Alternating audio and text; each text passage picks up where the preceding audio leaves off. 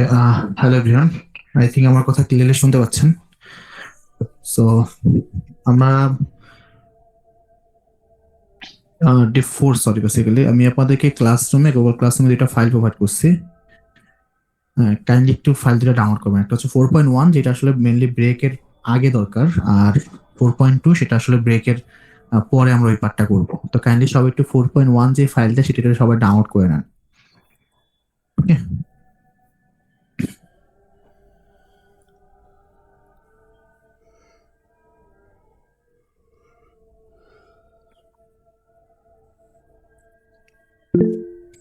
So 4.5 4.1 এই ফাইলটা download করে যা যদি আপনি একটু এক্সট্রাক্ট করেন সেকেন্ড, তাহলে এই ফোল্ডার গুলা তৈরি হবে আর চলে আসবে। তো এইগুলা নিয়ে আমরা একটু এখন কাজ করব। তো কাইন্ডলি সবাই একটু 4.1টা ডাউনলোড করে বা এক্সট্রাক্ট করে ফেলেন এবং একটা ফোল্ডারের মধ্যে করবেন কাইন্ডলি, না হলে আসলে জিনিসটা এলোমেলো হয়ে গেলে আপনারা বুঝতে পারবেন না যে কোথায় এটা হলো। ঠিক আছে?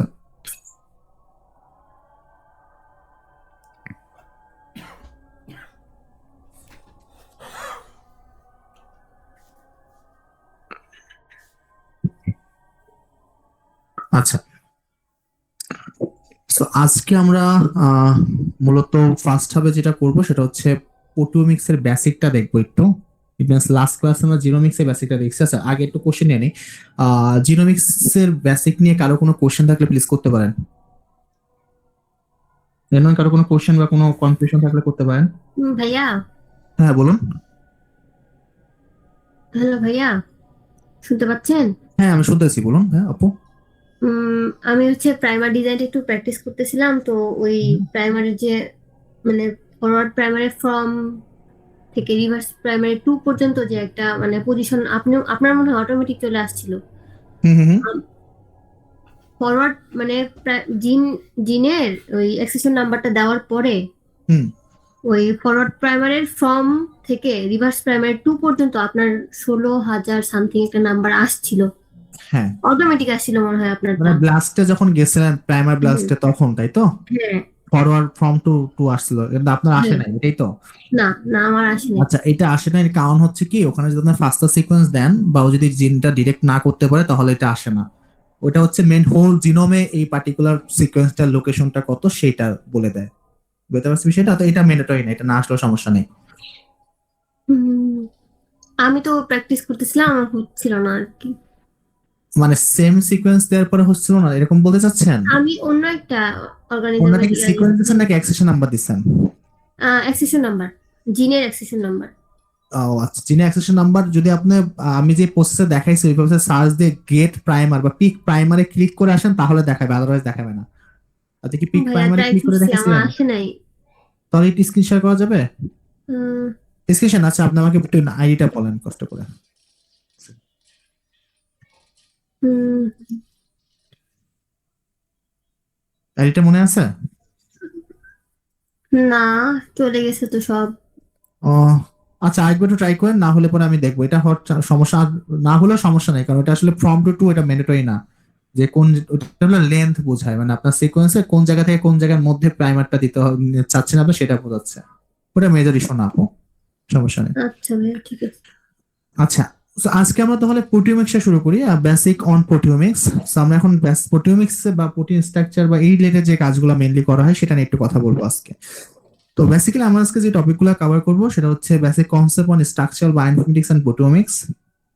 দেন আছে protein 2D structure prediction, protein 3D structure prediction, protein 3D structure validation, এটা দেখবো। তারপরে প্রথম স্ট্রাকচার বেস মলিকুলার ডকিংটা দেখবো, এন্ড লিগ্যান্ড বেস ডকিংটা দেখবো আর কি। ওকে, তো এখন সবার ফার্স্টে যদি আমি স্ট্রাকচারাল বায়োইনফরমেটিক্স এন্ড প্রোটিওমিক্স নিয়ে কথা বলি, তো basically structural bioinformatics and proteomics এ মেইনলি যে জিনিসটা অ্যানালাইসিস করা হয় সেটা হচ্ছে আমাদের প্রোটিনের 3 ডাইমেনশনাল স্ট্রাকচার। যে একটা পার্টিকুলার প্রোটিন 3 ডাইমেনশনাল যখন স্ট্রাকচার ফর্ম করে, সেই 3 ডাইমেনশনাল স্ট্রাকচার এক্স্যাক্টলি এটার মধ্যে কি ধরনের চেঞ্জ হচ্ছে বা এটা চেঞ্জের করে আউটপুটটা কি আসছে সেটা নিয়ে মেইনলি এখানে স্টাডি করা করা হয়। মাথায় রাখতে হবে যে আমাদের ফুল বডির অলমোস্ট 60 to 70% বা 60 to 65% যে কাজগুলো হয় সবগুলোর সাথে কোনো না কোনো ভাবে প্রোটিন ইনভলভ। ঠিক আছে? তো তার মানে যদি কোনো কারণে প্রোটিনে প্রবলেম হয়, কোনো একটা স্পেসিফিক প্রোটিনে প্রবলেম হয়, সেটা ফার্দার ওটা একটা ডিজিজ কজ করার সম্ভাবনা অনেক বেশি থাকে। আমরা যতগুলা ক্যান্সার সম্বন্ধে আইডিয়া রাখি, ম্যাক্সিমাম ক্ষেত্রে কিন্তু এই সেম ইস্যুটাই হয়। ক্যান্সারের কারণে হয়তো কোনো একটা প্রোটিনের মধ্যে মিউটেশন তৈরি হয়, সেই মিউটেশনের ফলে প্রোটিন স্ট্রাকচারটাতে সমস্যা হয়, আর যার ফলে কি হয়, ওইটা আসলে প্রপারলি তার ফাংশনাল রোলটা প্লে করতে পারে না। ওকে, তো এটা একটা বিষয়। তো এখন স্ট্রাকচারাল বায়োকেমিক্স আর প্রোটিমিক্সে মূলত প্রোটিন স্ট্রাকচার নিয়ে যত ধরনের কাজ করা যায় সেটা করা হয়। তবে এর মধ্যে আমাদের কাছে সবচেয়ে ইম্পর্টেন্ট যে জিনিসটা ছিল, সায়েন্টিস্টরা লাস্ট 50 বা 60 বছর, 50 বছর করতে পারেন, 50 ইয়ার্স ধরে যে জিনিসটা নিয়ে অনেক বেশি কাজ করছে, সেটা হচ্ছে প্রোটিন স্ট্রাকচার প্রেডিকশন। এটা একটা আনসলভ প্রবলেম ছিল আমাদের কাছে, এবং বিভিন্ন সায়েন্টিস্ট বিভিন্ন অ্যালগরিদম, বিভিন্ন মেথড সাজেস্ট করছে প্রোটিন স্ট্রাকচার প্রেডিকশনের জন্য। বাট এবার চূড়ান্ত যেই সাকসেসটা সেটা আসছে 2020 সালে। জন এম জাম্পার আর ডেমিস হ্যাসবিস, এই দুজন সায়েন্টিস্ট, এবং ওরা দুজনই আসলে গুগলের ডিপ মাইন্ডের একজন সিইও এবং একজন ম্যানেজিং ডিরেক্টর। তো তারা যেটা করছিলেন, তারা এমন একটা অ্যালগরিদম ডেভেলপ করছিলেন যে অ্যালগরিদমের মাধ্যমে প্রোটিনের 3D স্ট্রাকচার প্রেডিকশন করা পসিবল, এবং সেটা অ্যাকুরেসি এমন না যেটাই ফার্স্ট টাইম, এর আগেও অনেক অ্যালগরিদম আসছে, বাট এটার সবচেয়ে ভালো বৈশিষ্ট্য হচ্ছে এটা অ্যাকুরেসি লেভেল 94.2%। আর আমরা যে ওয়েট ল্যাব থেকে যে ডাটাটা পাই বা যে স্ট্রাকচারটা পাই, সেটার অ্যাকুরেসি 96%-এর মতো। তো একদম ডাইরেক্ট ওয়েট ল্যাবের কাছাকাছি, বিট করার মতো অবস্থা। তো এই কাজটার জন্য তাদেরকে 2024 সালে নোবেল প্রাইজ দেওয়া হয় কেমিস্ট্রিতে, এবং তাদের এই গবেষণা বিশ্বব্যাপী বেশ ভালো রকম সাড়া ফেলে। আর এই যে বায়োইনফরমেটিক্স নিয়ে বর্তমানে বা লাস্ট 6 মান্থ আর 1 ইয়ার ধরে যত এত কথাবার্তা যে হচ্ছে, এটার পেছনে সবচেয়ে বড় কাউন্ট ও কিন্তু এইটাই, ঠিক আছে, যে প্রোটিন স্ট্রাকচার প্রেডিকশনের এই অ্যালগরিদমটা। এবং এটা এতটা পাওয়ারফুল অ্যালগরিদম যে আমাদের, যদি আমি একটা ডেটাটা বলি বা স্ট্যাটিস্টিক্স বলি, তো লাস্ট 50 বছরে আমাদের কাছে টোটাল প্রোটিনের 3D স্ট্রাকচার ছিল অলমোস্ট 2,30,000-এর মতো, ঠিক আছে। বাট এরা এই 2020 সাল থেকে 21 সাল পর্যন্ত উইদিন 1 ইয়ার্স এর মধ্যে টোটাল 20 কোটি আননোন প্রোটিনের স্ট্রাকচার আইডেন্টিফাই করছে। তো তো হয়তো আপনারা ডিফারেন্সিয়েট করতে পারবেন যে কোথায় আপনার 2 লক্ষ আর কোথায় 20 কোটি।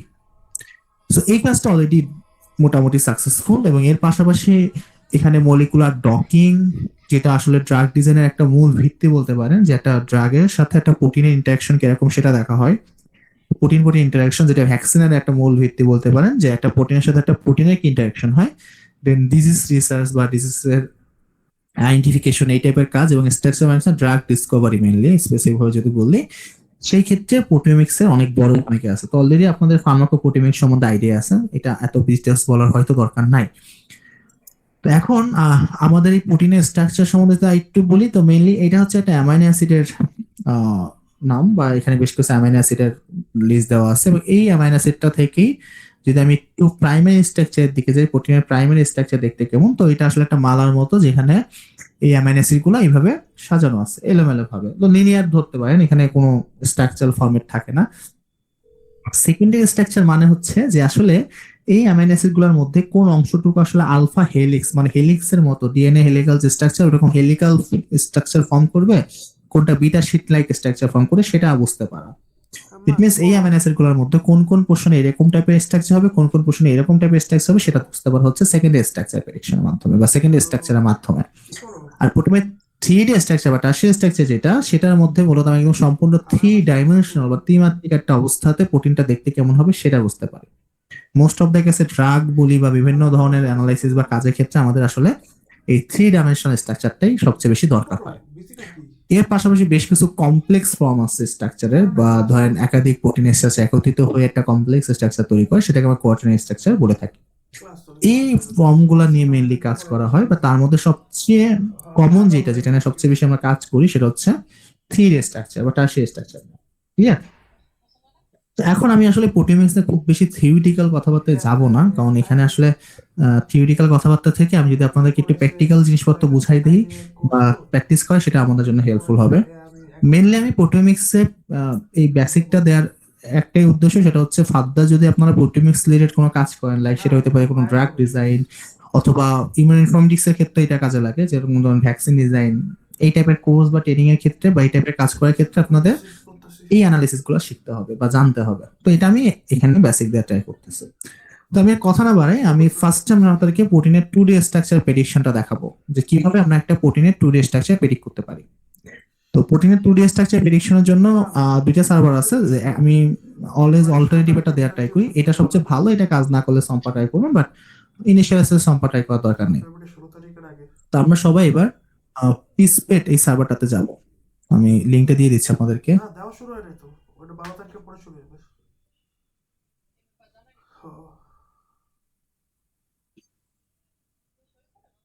না, শরীর খারাপ না।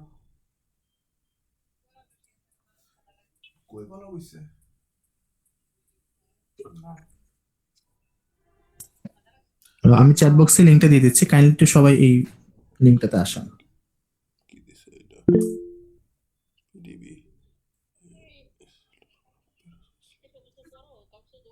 হ্যাঁ, দোয়া আছে।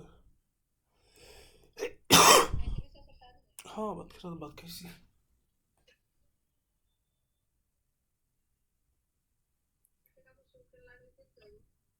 তোমার লাগবে? এই লিঙ্ক থেকে মূলত আমরা আসলে প্রোটিনের 2D স্ট্রাকচারটা প্রেডিক্ট করতে পারবো। সবাই একটু ওয়েবসাইটটাতে আসেন প্লিজ, যদি আসতে কারো প্রবলেম হয় তাহলে হ্যান্ড রেজ করবেন। কই পাইছো?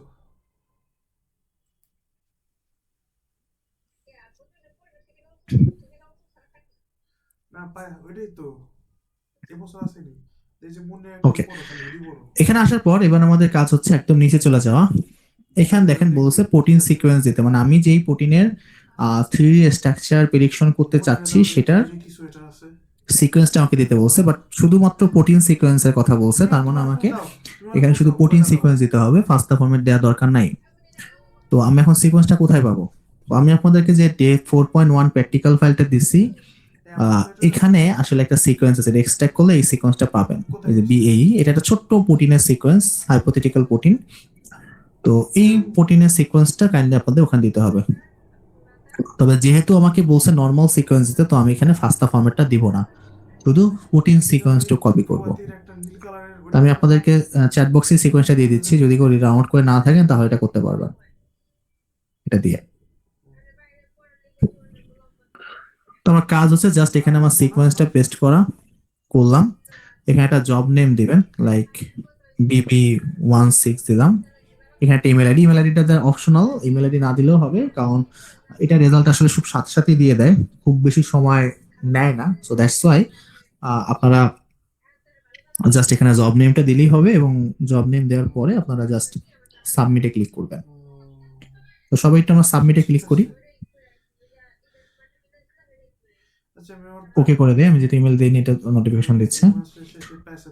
তো যদি আমি এখানে সাবমিটে ক্লিক করি তাহলে মেনলি ও আমাকে একটা প্রোটিনের সেকেন্ডারি স্ট্রাকচার প্রেডিকশন করে দেবে। তো আমি একটু আগে আপনাদেরকে বলছি, প্রোটিনের সেকেন্ডারি স্ট্রাকচার থেকে আমি দুইটা ইনফরমেশন পাবো, যে আমার এই প্রোটিনের স্ট্রাকচারে কোন কোন পোর্শন আসলে আলফা হেলিক্স তৈরি করবে, কোন কোন পোর্শন বিটা শীট তৈরি করবে।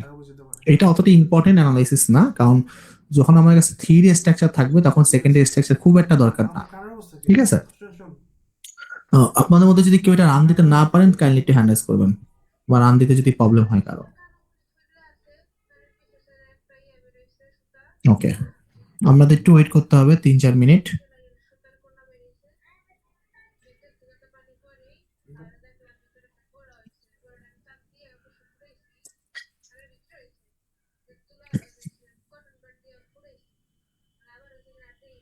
ব্যথা করে?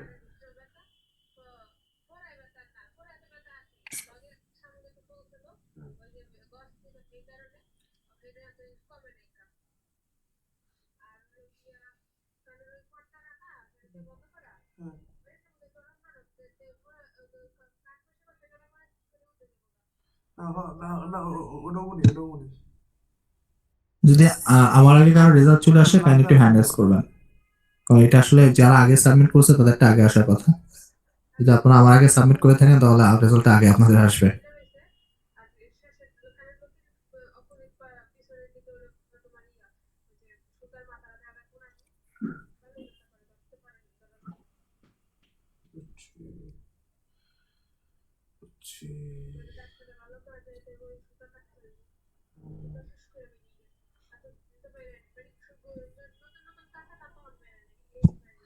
শুকাইছে না, শুকিয়ে দেবে এটা উঠে যাবে আস্তে আস্তে।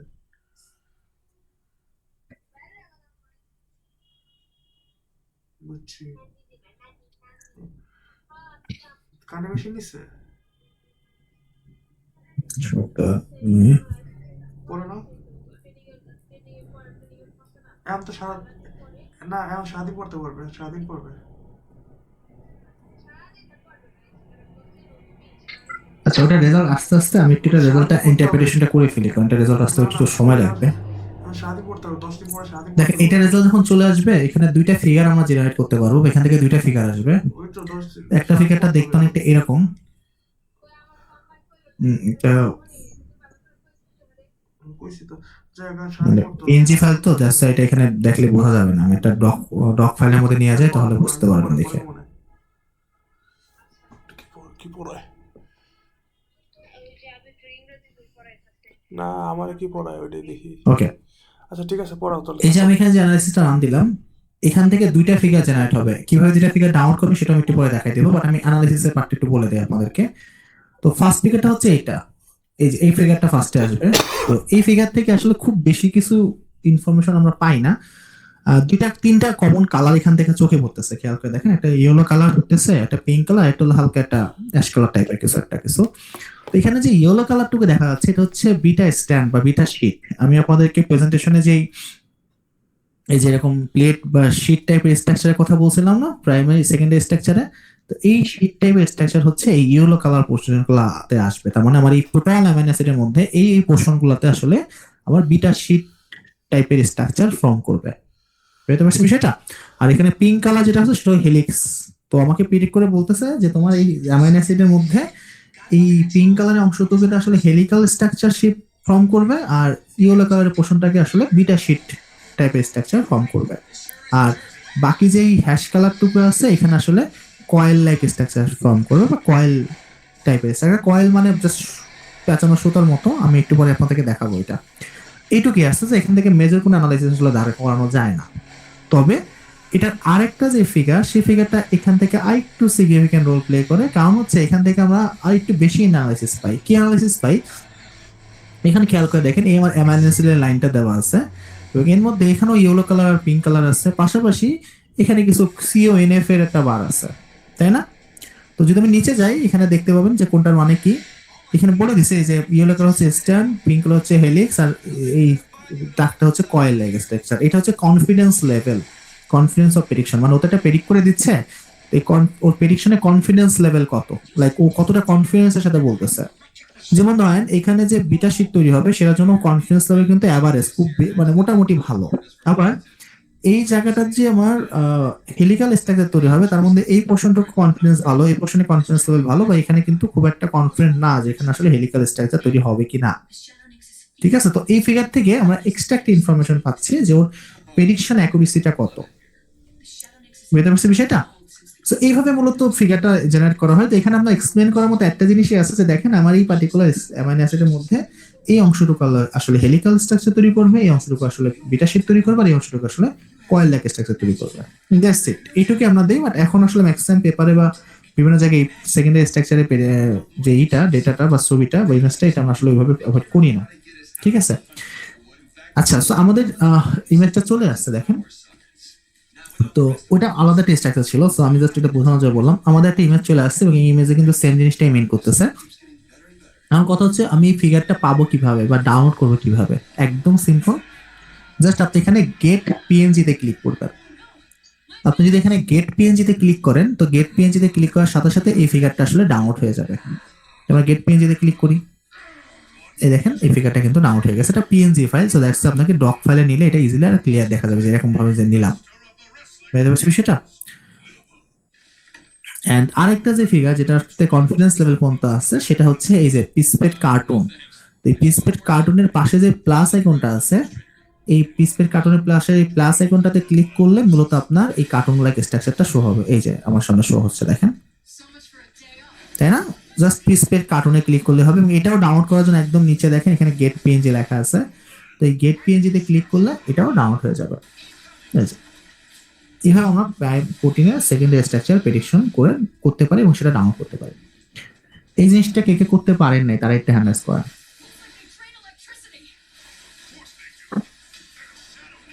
আপনাদের প্রোটিমেক্স এর কাজগুলো একটু ইজি মনে হবে, কারণ আচ্ছা, আপনাদেরকে কোশ্চেন করি, প্রোটিমিক্সের কাজগুলো কেন ইজি হওয়া উচিত, কি বলতে পারবেন?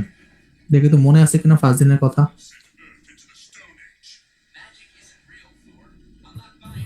Protein comparative. সরি, হ্যাঁ, প্রোটিন। এখানে ভাই উইন্ডোজ বেসড কিছু সফটওয়্যার আছে লিনাক্সের। Very good, exactly, thank you. যদি আমি সার্ভার দেখাচ্ছি, বাট আসলে প্রোটিনের কাজগুলো করা তুলনামূলক ইজি, কারণ ম্যাক্সিমাম টুলস গুলো উইন্ডোজ অ্যাভেলেবল, আর ম্যাক্সিমাম সার্ভার বা টুল যাই আছে সবগুলো আসলে খুব ইজিলি ইউজ করা যায়, খুব কঠিন কিছু না। দ্যাটস ওয়াই লাস্ট ক্লাসটা মানে সিরিয়ালে সহজ থেকে কঠিন দিকে যাচ্ছেন না, আপনাদের মেইন কঠিন পার্টটা গতকাল ক্লাসেস ছিল, আর আজকের পার্টটা ইজি। তো আমরা একটু হয়তো ফাস্ট যেতে পারবো, কারণ ম্যাক্সিমাম সার্ভারের কাজ একটা পোর্শন একটু কঠিন আছে, ব্লকিং পার্টটা সেটা আমি দেখিয়ে দিব।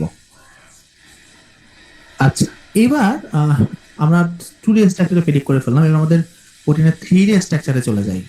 আমি এগুলো স্ক্রিনশট দিয়ে রাখছি, তো এটা দরকার নাই, কারণ এটা খুব একটা ভালো ফিগার না। এই ফিগার আপনার এই যে সম্পা যে ফিগারটা দেখতে অনেকটা এরকম হয়, তো এখান থেকে এই যে এটা হচ্ছে সম্পার ফিগার, এই ব্লু স্কাই ব্লু কালারটা হচ্ছে আপনাদের হেলিক্স, আর রেড কালারটা হচ্ছে বিটা শিট। তো এটা আসলে খুব একটা সুন্দর ফিগার না, তো এটা ব্যাকআপ হিসেবে ইউজ করবেন।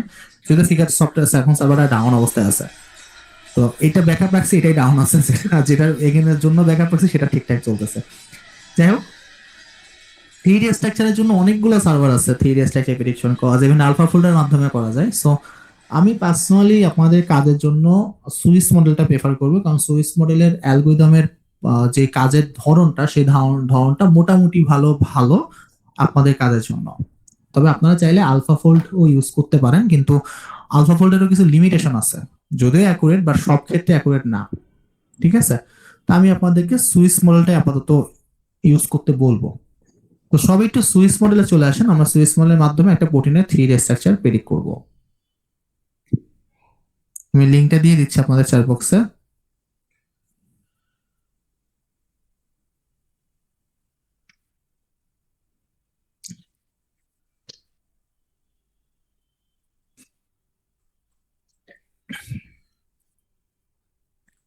তো শুরুতে সুইস মডেল একটু কথা বলি। সুইস মডেলটা প্রোটিনের 3D স্ট্রাকচার প্রেডিকশনের জন্য যথেষ্ট পরিমাণ ফেমাস। তবে এখানে মাথায় রাখতে হবে, যদি আপনি বেসিক কিছু শর্ট মানে বেসিক কিছু মডিফিকেশন হয়েছে আপনার প্রোটিনের মধ্যে বা মিউটেশন হয়েছে, এই টাইপের স্ট্রাকচার গুলো এখানে ভালোভাবে বেটি করতে পারবেন। But on the other hand অন্য টাইপের স্ট্রাকচার গুলা একদমই আননোন, যদি কোনো স্ট্রাকচার হয় একদমই আননোন, যেমন ধরেন ভ্যাকসিনের ক্ষেত্রে যদি আমি বলি, ভ্যাকসিন ডিজাইনের ক্ষেত্রে আপনি যে ভ্যাকসিনটা তৈরি করবেন বা ডিজাইন করবেন সেটা কিন্তু আননোন একটা স্ট্রাকচার, খুব একটা কমন না, সেইটা কিন্তু সুইস মডেল ভালো রেজাল্ট দিবে না।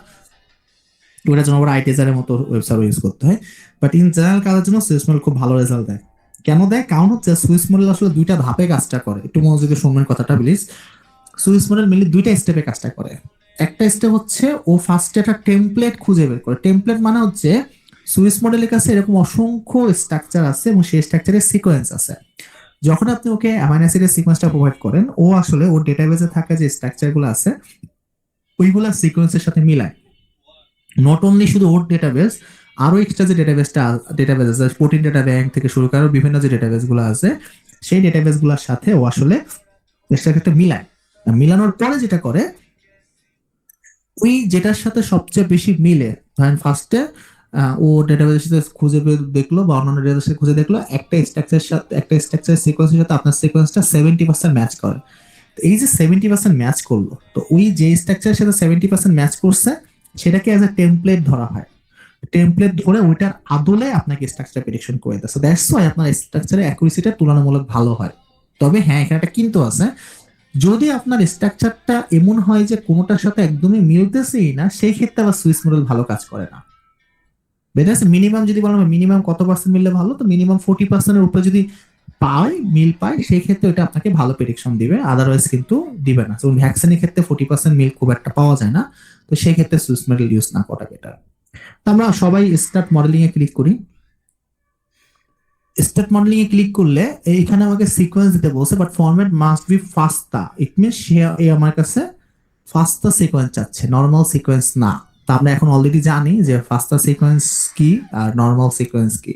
তবে আবার আপনাদের চ্যাট বক্সে ফাস্টা ফরম্যাট সহ সিকোয়েন্সটা দিচ্ছি, আপনারা জাস্ট এখানে এই সিকোয়েন্সটা পেস্ট করবেন। পেস্ট করার সাথে সাথে দেখেন search for template and build model. তার মানে কি ফার্স্টে আমাকে কি বলতেছে, তুমি একটা টেমপ্লেটটা খুঁজে বের করো যে এই সিকোয়েন্সের সাথে মিলে।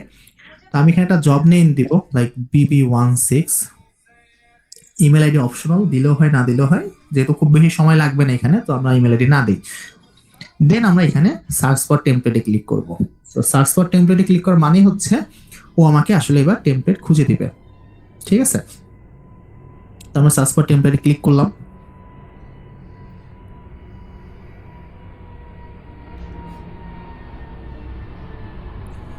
এখন ও খুঁজতেছে, একটু যদি দেখেন এখানে কিছু লেখা আসবে, যদি এই কোডগুলো একটু পড়তে পারেন তখন বুঝতে পারবেন। দেখেন রান বানলি HSBIT হচ্ছে একটা অ্যালগরিদম, এটা এখন সুইস মডেলের মধ্যে অ্যাপ্লাই করা হচ্ছে। এবার ও বিভিন্ন ডেটাবেজও ট্রাই করবে, নট অনলি শুধু সুইস মডেল, আরো কয়েকটা ডেটাবেজ এখানে শো হবে, একটু দেখেন।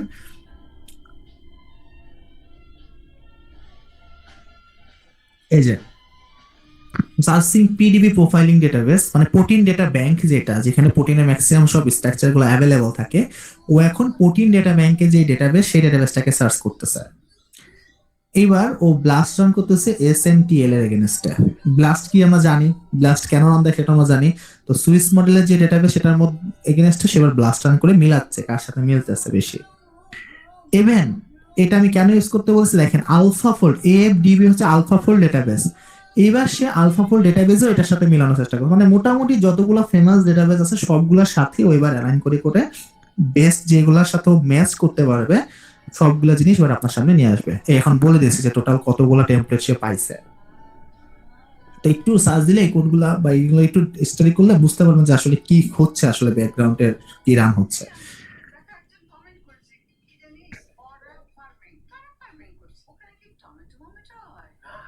My dear son Atik Mahmood got back from Dhaka for this Eid and he's gonna stay with us for the next week. Please pray for us. Wow, beautiful picture, beautiful family. May Allah bless you. Thank you, Rashid. How is your family? Say hi to Bhabi. Regards, yeah, Mahmood. এই যে অন্তিক, তুমি যে energy drink গুলো খাও, ওই দিন ফেসবুকে একটা আর্টিকেল করলাম এগুলো নাকি তেলাপোকার পেশাব দিয়ে তৈরি। ছি! তুমি না পিএইচডি করা শিক্ষিত নারী, পিএইচডি সময় কি সামনে পেয়েছে খালা থেকে নকল করছিলা? এই অন্তিক, দেখা একজন কমেন্ট করেছে কি জানি অরা ফার্মিং। সাফিয়া ভাই বলুন। এখানে জানতে চাচ্ছি সুইস মডেলটা মিউটেশনস আর আই থিংক ভ্যাকসিন ডিজাইনের জন্য সুটেবল হবে না। হ্যাঁ, ভ্যাকসিন মিউটেশন অবশ্য কোনটাই সুইটেবল না, অনেস্টলি বলতে গেলে। আপনি মিউটেশনের জন্য সুইস মডেল ইউজ করতে পারেন, বাট খুব একটা কার্যকর হবে না, সত্যি কথা যেটা। আলফাবল 2 তে একদমই হবে না, কারণ আলফাবল 2 মেইন লিমিটেশন এটা। ওকে, তাহলে মিউটেশনস এর জন্য কি করা যেতে পারে? মিউটেশন জন্য আপনার জন্য সবচেয়ে বেস্ট অপশন হচ্ছে প্রোটিন ডেটা ব্যাংক থেকে স্ট্রাকচারটা নেওয়া। যদি একদমই না পান, ইনকে সেক্ষেত্রে সুইস মডেল ইউজ করতে পারেন, তাহলে তার কোনো কিছু করার নেই। ওকে, আচ্ছা, আলফাফোল্ডের সমস্যা হচ্ছে কি, আলফাফোল্ড যেহেতু AI বেস মডেল, ওকে অনেকগুলো স্ট্রাকচারে ট্রেন করা হয়েছে। তো এখন যখন দেখবে যে আপনার স্ট্রাকচারের মধ্যে 99.99% সেম, একটা অ্যামিনো অ্যাসিডের মধ্যে চেঞ্জ আছে, তো ওই চেঞ্জটা মডেলটা এখনো ধরতে পারে না, সামনে হয়তো ধরতে পারে। আলফাফোল্ড 3 চলে আসছে, যত দিন যাবে এই মডেল তত অ্যাডভান্স হবে। আশা করা যাচ্ছে একটা টাইম পরে আসলে এই মিউটেশন স্ট্রাকচারগুলো আলফাফোল্ডে আপনারা চাইলে করতে পারবেন, বাট আপাতত সুইস মডেল ঠিক আছে। আচ্ছা, এবার খেয়াল করে দেখেন, আমি সার্চ দেওয়ার পরে এখানে অনেকগুলো স্ট্রাকচার আমাকে টেমপ্লেট হিসেবে দিচ্ছে। তো এখানে ফার্স্টে চুজ করছে এটা, এটার ক্ষেত্রে আইডেন্টিটি কত পার্সেন্ট বলতেছে, 78.54%। এটার সাথে 78.54% আছে। তা আমি আপনাদেরকে ডেটাবেস সম্বন্ধে একটা আইডিয়া দিয়েছিলাম না, প্রোটিন ডেটা ব্যাংকে, মনে আছে কিভাবে প্রোটিন সিলেক্ট করতে হয়, এটা নিয়ে কথা বলছিলাম না? তো এখন এখানে দুইটা স্ট্রাকচার আছে, ও বলতেছে এই স্ট্রাকচারের সাথে 78.54% সিমিলারিটি পাইছে, সেটা হচ্ছে আলফাফোল্ড 2 এই মেথডে ডেভেলপ মানে পাওয়া। এটা আলফাফোল্ডের ডেটাবেস থাকে, মানে কম্পিউটার বেস মেথড আর কি যেটাকে বলি। আর আরেকটা স্ট্রাকচার সে পাইছে যেটা হচ্ছে সেকেন্ডটা, যদি টিক দেই, এটা আনটিক করে, এটা সবাই আনটিক করেন, ফার্স্ট স্ট্রাকচার আনটিক দেন, সেকেন্ডটা টিক দেন। সেকেন্ডটা হচ্ছে এক্স-রে ডিফিউশন মেথডে পাওয়া, রেজোলিউশনটা একটু কম খারাপ, 3.2 অ্যাংস্ট্রম, বাট এক্স-রে ডিফিউশন মেথডে পাওয়া, এটাও 78.54। এখন আমি যদি আপনাদেরকে কোশ্চেন করি এই দুটার মধ্যে কোনটা নেওয়া উচিত হবে, কার কার মনে হয় এক্স-রে ডিফিউশনটা নেওয়া উচিত, তারা হ্যান্ড রাইজ করেন দেখি। প্রোটিন ডেটা ব্যাংকের কথা মনে আছে কিনা? কে কে মনে করেন আমি এত কয়েকদিন যা যা আপনাদেরকে শিখালাম তার উপর ভিত্তি করে যে এক্স এর ডিফারেন্সিয়েশনটা নেওয়া উচিত, তারা একটু হ্যান্ড রাইজ করেন এবং কেন, তাকে জিজ্ঞেস করা যায়। হ্যাঁ, কাজী তানভীর রহমান ভাই, কেন এক্স এর ডিফারেন্সিয়েশন নেওয়া উচিত?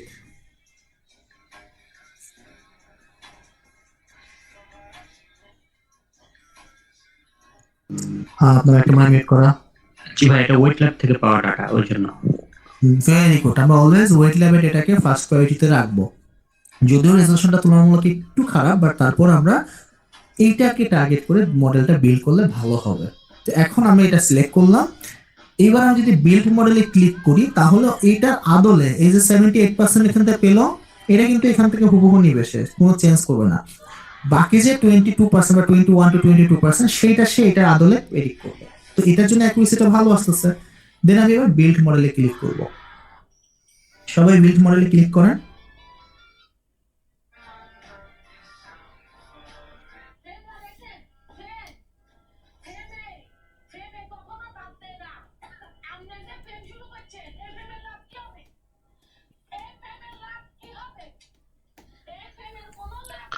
বিল্ড মডেলে ক্লিক করলে এইবার সে আমাকে আসলে একটা পেপার স্ট্রাকচার প্রেডিক্ট করে দিয়েছে। এই হচ্ছে আমাদের কাঙ্ক্ষিত প্রেডিক্টেড করা স্ট্রাকচার বা প্রেডিক্ট করা স্ট্রাকচার। ক্লিয়ার? আমি কিন্তু আমার কাঙ্ক্ষিত স্ট্রাকচার পেয়ে গেছি। এবার আমার কাজ কি? আমার কাজ হচ্ছে স্ট্রাকচার ডাউনলোড করা। কিভাবে ডাউনলোড করব? এখানে ডাউনলোড লেখা আছে, আমরা ডাউনলোড ফাইলে ক্লিক করব।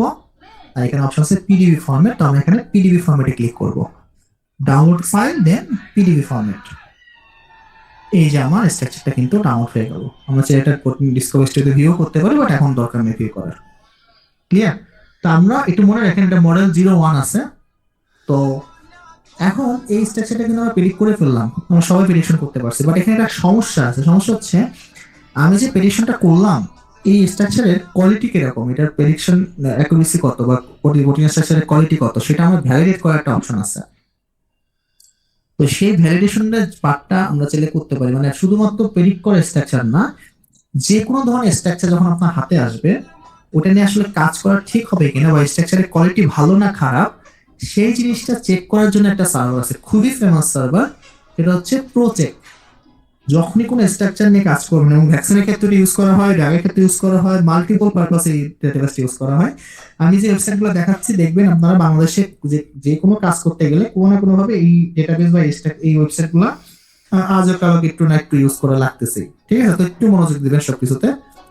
তো ভ্যালিডেশনের জন্য সবচেয়ে পপুলার ওয়েবসাইট হচ্ছে প্রোচেক। ঠিক আছে? তো আমরা এখন একটু প্রোচেকের দিকে আমরা সবাই যাই। সো এক সেকেন্ড আমি লিংকটাতে যাই।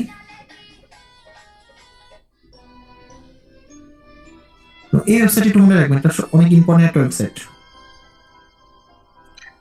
প্রোটিন স্ট্রাকচার ভ্যালিডেশনের জন্য সবচেয়ে ভালো ওয়েবসাইট বলতে পারেন এখন পর্যন্ত। সবাই এই ওয়েবসাইটটাতে আসেন। Nothing beats a Jet2 holiday. And right now, you can save £50. Nothing beats a Jet2 holiday. And right now, আসার পর এটা একদম বেসিক। এখানে ওয়েব সার্ভারে কাজ করা খুব রকেট সায়েন্স না, জাস্ট একটু ধৈর্য ধরে ওয়েট করতে হয় মাঝে মাঝে, আর কিছুই না। তো আমাকে বলছে পিডিবি ফরম্যাট অনলি। তো আমরা অলরেডি জানি যে প্রোটিনের 3D স্ট্রাকচারের ইউনিভার্সাল ফরম্যাট হচ্ছে পিডিবি ফরম্যাট, এবং আমরা যে প্রোটিন স্ট্রাকচার প্রেডিক্ট করছি সেটার ফরম্যাটও কি ছিল? পিডিবি ছিল। এখন আমার কাজ হচ্ছে এই যে প্রেডিক্ট করা স্ট্রাকচারটা, সেই স্ট্রাকচারটা এখানে আপলোড করে দেওয়া। তো আমরা এখানে চুজ ফাইলে ক্লিক করব, যে স্ট্রাকচারটা প্রেডিক্ট করলাম সেটা এখানে আপলোড করবো। আমারটা নাম ছিল মডেল 01 ব্র্যাকেটে 1, হয়তো আরেকটা ডাউনলোড ছিল। তো আপনি এটা সিলেক্ট করেন। সিলেক্ট করার পরে রান প্রোগ্রামে ক্লিক করে দেন। রান প্রোগ্রামে ক্লিক করার পর এখানে দেখেন প্রোচেক লেখা আছে। তো আমরা প্রেডিকশনটা করবো প্রোচেকের মাধ্যমে, ভ্যালিডেশনটা করব। তো এবার আমরা এখানে প্রোচেক যে লেখাটা আছে সেই প্রোচেকের নিচে যে স্টার্ট লেখা আছে সেই স্টার্টে ক্লিক করব। এই বক্সে প্রোচেক লেখা আছে, সেই প্রোচেকে যে স্টার্ট লেখা সেই স্টার্টে ক্লিক করব আমরা। ওকে, এটাতে আমাদের একটু সময় লাগবে, এটা তো 5 থেকে 10 মিনিট সময় লাগতে পারে। ঠিক এটা রান দিতে পারি। হ্যাঁ, মুক্তাদি ভাই বলুন। দুইটা জিনিস একটু জানার ছিল, সেটা হচ্ছে যে প্রোটিনের ক্ষেত্রে এখানে ম্যাচ মাত্র 78% আসার কারণ কি হাইয়েস্ট? মানে এটার ক্ষেত্রে কেন 78% আসলো? পার্সেন্টেজ এত কম আসার কারণ কি, মানে এত মিউটেশন হয়েছে যে মাত্র 78? না মিউটেশনের কারণে এটা হয়নি তো। আমরা যে সিকোয়েন্সটা নিছি সেটার নাম কি ছিল দেখেন তো একটু খেয়াল করে। হাইপোথেটিক্যাল প্রোটিন না? তো আমি ব্রেকের পরেই আপনাদের হাইপোথেটিক্যাল প্রোটিন নিয়ে বিস্তার আলোচনা করব। তো যদি একটু শর্টে বলি, তো হাইপোথেটিক্যাল প্রোটিন মানে হচ্ছে এটা এখন আইডেন্টিফাইড না, নন আইডেন্টিফাইড প্রোটিন। তো অবভিয়াসলি তার মানে এটা স্ট্রাকচারও ওদের কাছে অ্যাভেলেবল নাই, এই এবং সিকোয়েন্সটাই শুধু আছে, দ্যাটস ওয়াই ম্যাচটা পায় নাই। বুঝতে পারছি? বুঝেছি, আমি এটা বুঝতেছিলাম। আরেকটা মানে হচ্ছে যে জাস্ট যদি একটু ব্রিফলি আমাদেরকে বলতেন যে আসলে এই মডেলের ক্ষেত্রে কোন কেসে কোনটা ইউজ করলে বেটার হয়। আচ্ছা বুঝতে পারছি। ভেঙে বলতেন। ইন জেনারেলে যদি, আচ্ছা আমি বুঝতেছি, ইন জেনারেল যত ধরনের স্ট্রাকচার প্রেডিকশন করার প্রয়োজন পড়বে সেটা আপনারা সুইস মডেলটা ইউজ করবেন আপাতত, এবং পরবর্তীতে আলফাফোল্ড 2টা ইউজ করতে পারেন। আলফাফোল্ড 2টা দেখাচ্ছি না কারণ আলফাফোল্ড 2টা আপনাদের জন্য এখন একটু টাফ হবে। আমি হয়তো এটা বেসিকে রাখতাম, আমার স্লাইডও রেডি করা, কিন্তু আলফাফোল্ড নিয়ে কথা বলা শুরু করলে 1 ঘন্টা লাগবে, এই জন্য এটা বাদ দিয়ে দেওয়া হয়েছে। সো সুইস মডেলটা হচ্ছে সার্বজনীন সব কাজের ক্ষেত্রে ইউজ করবে। নাম্বার 1, লাইক হাইপোথেটিক্যাল প্রোটিনের রিলেটেড যত কাজ যেটা আমি বললাম, সেই হাইপোথেটিক্যাল প্রোটিনের জন্য সুইস মডেল সবচেয়ে ভালো।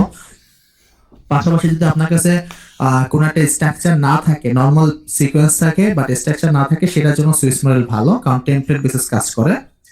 বাট যদি আপনার কথা একদম নোবেল কোনো স্ট্রাকচার নিয়ে কাজ করার প্রয়োজন পড়ে, মানে একদমই নোবেল আপনি নিজে ক্রিয়েট করছেন, লাইক ভ্যাকসিনের ক্ষেত্রে, সেই ক্ষেত্রে আইট্রেজার ভালো। আইট্রেজার একটা সফটওয়্যার সার্ভার আছে, সেই আইট্রেজারের রেজাল্ট সাবমিট করলে আপনার রেজাল্ট আসতে আরো 2 দিনের মতো সময় লাগে, 2 দিন পরে রেজাল্ট দেয়। তো আইট্রেজারটা মূলত ভ্যাকসিন ডিজাইন রিলেটেড যে কাজগুলো, ভ্যাকসিন ডিজাইন করার পরে যে স্ট্রাকচার, সেটার জন্য আমরা আইট্রেজারটা ইউজ করি। ওকে, আর তারপরে আছে আলফাফোল্ড। তো আপনি যদি অনেক বেশি পরিমাণের স্ট্রাকচার এট এ টাইম প্রেডিক্ট করতে চান, সেই ক্ষেত্রে আলফাফোল্ড ইউজ করতে পারেন। আর পাশাপাশি যদি খুব বেশি সেন্সিটিভ না হয় সেক্ষেত্রে আলফাফোল্ড ইউজ করতে পারেন। আর লাস্টে যদি মিউটেশনের কথা বলেন, তো মিউটেশনের জন্য এখন পর্যন্ত যে খুব ভালো রেজাল্ট দেয় এরকম অ্যালগরিদম অ্যাভেলেবল নাই, কারণ যদি একটা বা 2টা মিউটেশন হয় ও আসলে গোলাই ফেলে, কারণ এটা 99.99% মিল হবে, একটুখানি চেঞ্জ ওইটুকু ডিটেক্ট করতে পারাটা টাফ। তারপর মিউটেশনের ক্ষেত্রে সুইস মডেল তুলনামূলক ভালো পারফর্ম করে, আমার এক্সপেরিয়েন্স থেকে বলতেছি। ক্লিয়ার? আলফাফোল্ড থেকেও সুইস মডেল তুলনামূলক ভালো পারফর্ম করে, কারণ হচ্ছে আলফাফোল্ড অনেকগুলো স্ট্রাকচারের উপর ভিত্তি করে কাজ করে, আর সুইস মডেল স্পেসিফিক যার সাথে সবচেয়ে সিমিলার, মোস্ট অফ দ্য কেসে সেটা রেফারেন্স সিকোয়েন্সই হবে, রেফারেন্স স্ট্রাকচার হবে, তো ওটার সাথে মিলাই করলে পরে বেশ কিছু ভালো বা কাছাকাছি রেজাল্ট আসে। এই হচ্ছে ওভারঅল কথাবার্তা। ওকে, আচ্ছা আমি ডিটেইলসে বললাম, কারণ যেহেতু আপনাদের দুইজন সেম কোশ্চেন করছেন। আচ্ছা, প্রসেসের রেজাল্ট আসতে ভালোই সময় লাগে, এটা আসলে ডিপেন্ড করে, এটা একটা সার্ভার। তো আমি আপনাদের একটু কারণটা বলি সার্ভার বেস কাজে কেমন দেরি হয়। এটা আসলে একটা ভার্চুয়াল কম্পিউটার, যেমন আমাদেরও ডিউবে একটা সার্ভার আছে, আমরা এখন এটা পাবলিকলি করি নাই, আমাদের বেশ কিছু ওয়েব অ্যাপ বা টুল ডেভেলপমেন্টের কাজ চলতেছে, আসতে হয়তো আরো 6 মাস 1 বছর লাগতে পারে।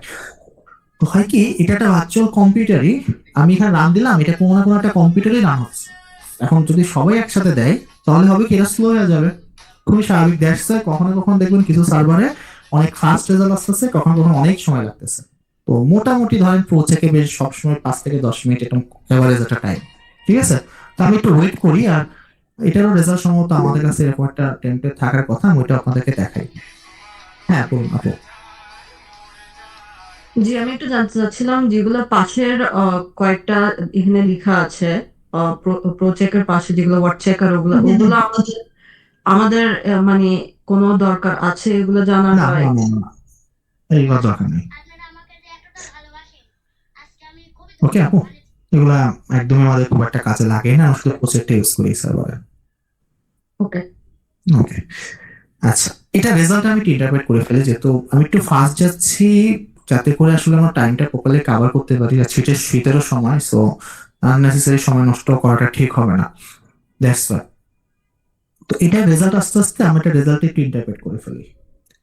তো মেনলি আপনারা যে রেজাল্ট আসলে এরকম একটা পিডিএফ ফাইল আপনি পাবেন রামাজন প্লটে, এরকম একটা পিডিএফ ফাইল আপনার সামনে আসবে। এটা কি বোঝায় সেটা একটু বলি।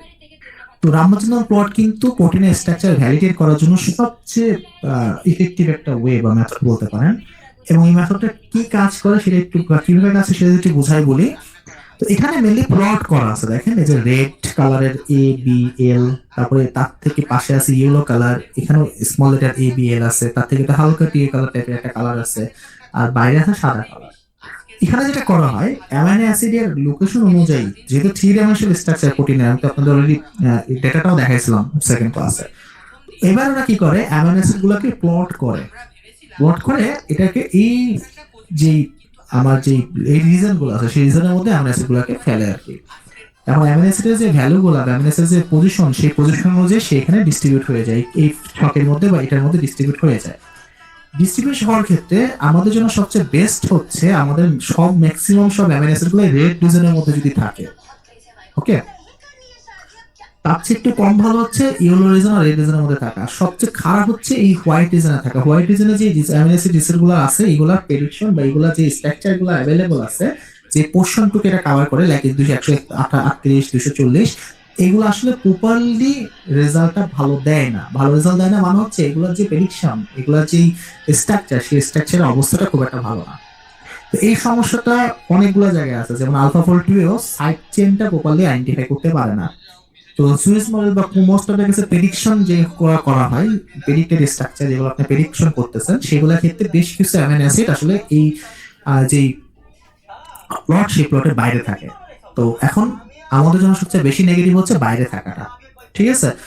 তো এখন এটা একটা ভ্যালু আছে নিচে, একটু নিচের দিকে রাখলে দেখতে পাবেন এখানে বেশ কয়েকটা রিজন আছে, তার মধ্যে most residue in most favourite reason যেটা, তো এটা হচ্ছে সেই রেড রিজনটা, যে রিজনটা আমি একদম ফার্স্টে বলবো। এই যে রেড কালারের যে রিজনটা আছে সেটা হচ্ছে এইটা, এই যে A B L capital letter. এখানেও বলতেছে টোটাল 90.9%, 90.9% অ্যামাইনো অ্যাসিড গুলো আমার এই রিজনে আছে। তো এই রিজনে যদি 70% এর উপরে অ্যামাইনো অ্যাসিড থাকে, এটা আপনাদের জন্য পজিটিভ সাইন বলতে পারেন, স্ট্রাকচারটা মোটামুটি ভালো, প্রেডিকশনটা মোটামুটি ভালো হয়েছে। 70% হচ্ছে স্ট্যান্ডার্ড ধরা হয়, নিচে লেখাও থাকবে, আপনি দেখতে পারেন এটা। বাট সবচেয়ে ভালো হচ্ছে 90% উপরে থাকা। তো আপনি মিনিমাম 70% করে দেখবেন, ম্যাক্সিমাম তো যত ভালো হয়। এরপর আছে residue in additional allow reason ABLP, এই যে ইয়েলো কালারের যে রিজনটা। তো এই রিজনে যদি মোটামুটি সংখ্যক অ্যামাইনো অ্যাসিড থাকে, ওকে ফাইন। বাট যদি এখানে একটা ব্যাপার আছে, এই অ্যাডিশনাল অ্যালাউ রিজনটা আমরা আলাদাভাবে ক্যালকুলেট করি না, আমরা যেটা করি, আমি মোস্ট ফেভারিট রিজন আর অ্যাডিশনাল অ্যালাউ রিজন এটা যোগ করে দেখি টোটাল কত পার্সেন্ট আসতেছে। তো এখানে ধরেন 90.9, এখানে 7.7, তাহলে টোটাল প্রায় 98% এর উপরে চলে আসছে, 98.6%।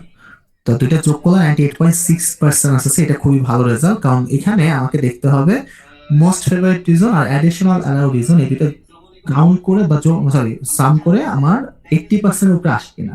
ধরেন অনেক সময় এটাও হইতে পারে যে আপনার মোস্ট ফেভারিট রিজনের মধ্যে 65% আসছে, okay fine, but additional allow রিজনের 20%।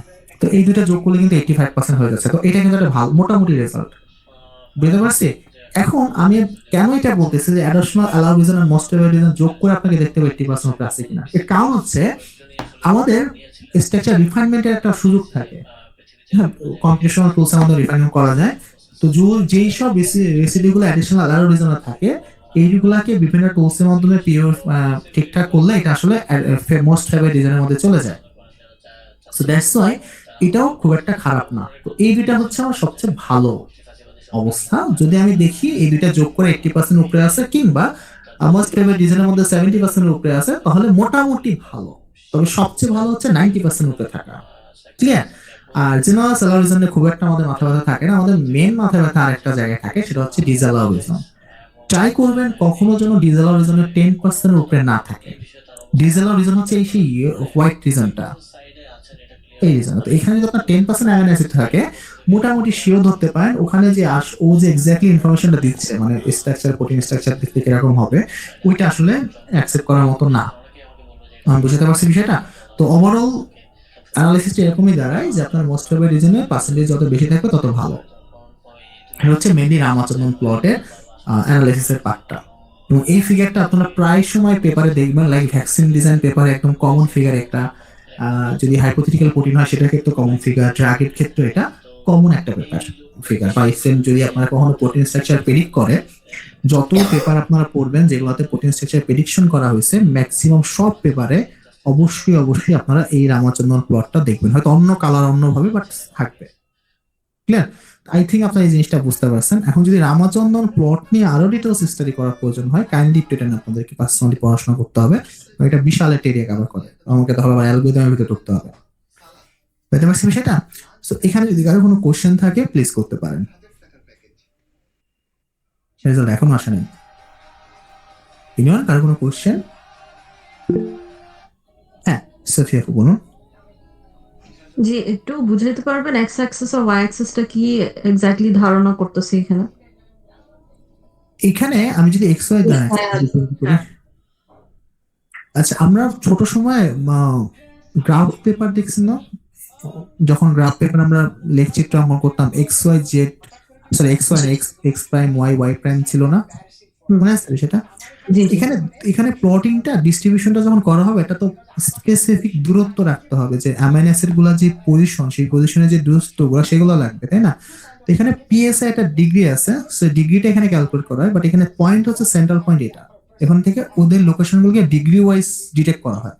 আপনার মনে আছে প্রোটিন ডেটা ব্যাংকে যে ফাইল ফরম্যাট ছিল, ওখানে আমি বলছিলাম যে প্রতিটা অ্যামাইনো অ্যাসিডকে specific X Y Z axis দ্বারা লোকেট করা হয়, জি জি। সেই অনুযায়ী এখানে সেই ডিস্ট্রিবিউশনটা করা হয়েছে ডিগ্রি ওয়াইজ। বুঝতে পারছি আপু? আচ্ছা, তো পিএইচআই ও সেম? হ্যাঁ, ওকে। এটা রেজাল্ট কি আসছে এখনো? না, এটা রেজাল্ট আসলে একটা হ্যান্ড রাইজ করবেন। 5 থেকে 10 মিনিট আগের কথা, আরো বেশি সময় লাগতেছে। কারো কি রেজাল্ট আসছে? এটা ডাউনলোড করে দেখা দিতে হবে, কারণ এখানে একটা সেন্সিটিভ ব্যাপার আছে, যে এটা সার্ভারটা আসলে রেজাল্ট আসার পরে খুব বেশিক্ষণ থাকে না। সো আপনি রিফ্রেশ করে দিলে আবার আপনাকে ওয়েট করতে হবে। সো কাইন্ডলি রেজাল্ট আসলে আমার জন্য ওয়েট করবেন, আমি আপনাদের দেখাই দেবো কিভাবে এটা ডাউনলোড করতে হয়। মানে ফার্স্ট কাজ হচ্ছে এটা রেজাল্ট আসার পরে আগে পিডিএফটা ডাউনলোড করা, এরপরে আপনি অ্যানালিসিসে যাবেন, ঠিক আছে? হ্যাঁ, সাফিয়া বলুন। জি, একটা কোয়েশ্চেন ছিল, এটা এবিএলপি, এটা কি আলফা বিটা এটা বলতে চাচ্ছে? না না, এটা এবিএলপি, এটা না না, এটা এই যে স্মল লেটার এবিএলপি, ইয়েলো রিজনটা, এটা এ, এটা বি, এটা এল কোথায় গেল? এখানে এল আছে, পি আছে, এই যে এল, এটা পি। ওকে সাফিয়া আপু, জি আচ্ছা। এখানে দেয়া আছে, দেখেন এই জিনিসটা মানে বোঝাচ্ছে আর কি রিজনটা কোনটা সেটা। আর পরের গুলো কি ইম্পর্টেন্ট আছে, যেগুলো নন গ্লাইসিন নন প্রোলাইন রেসিডিউস?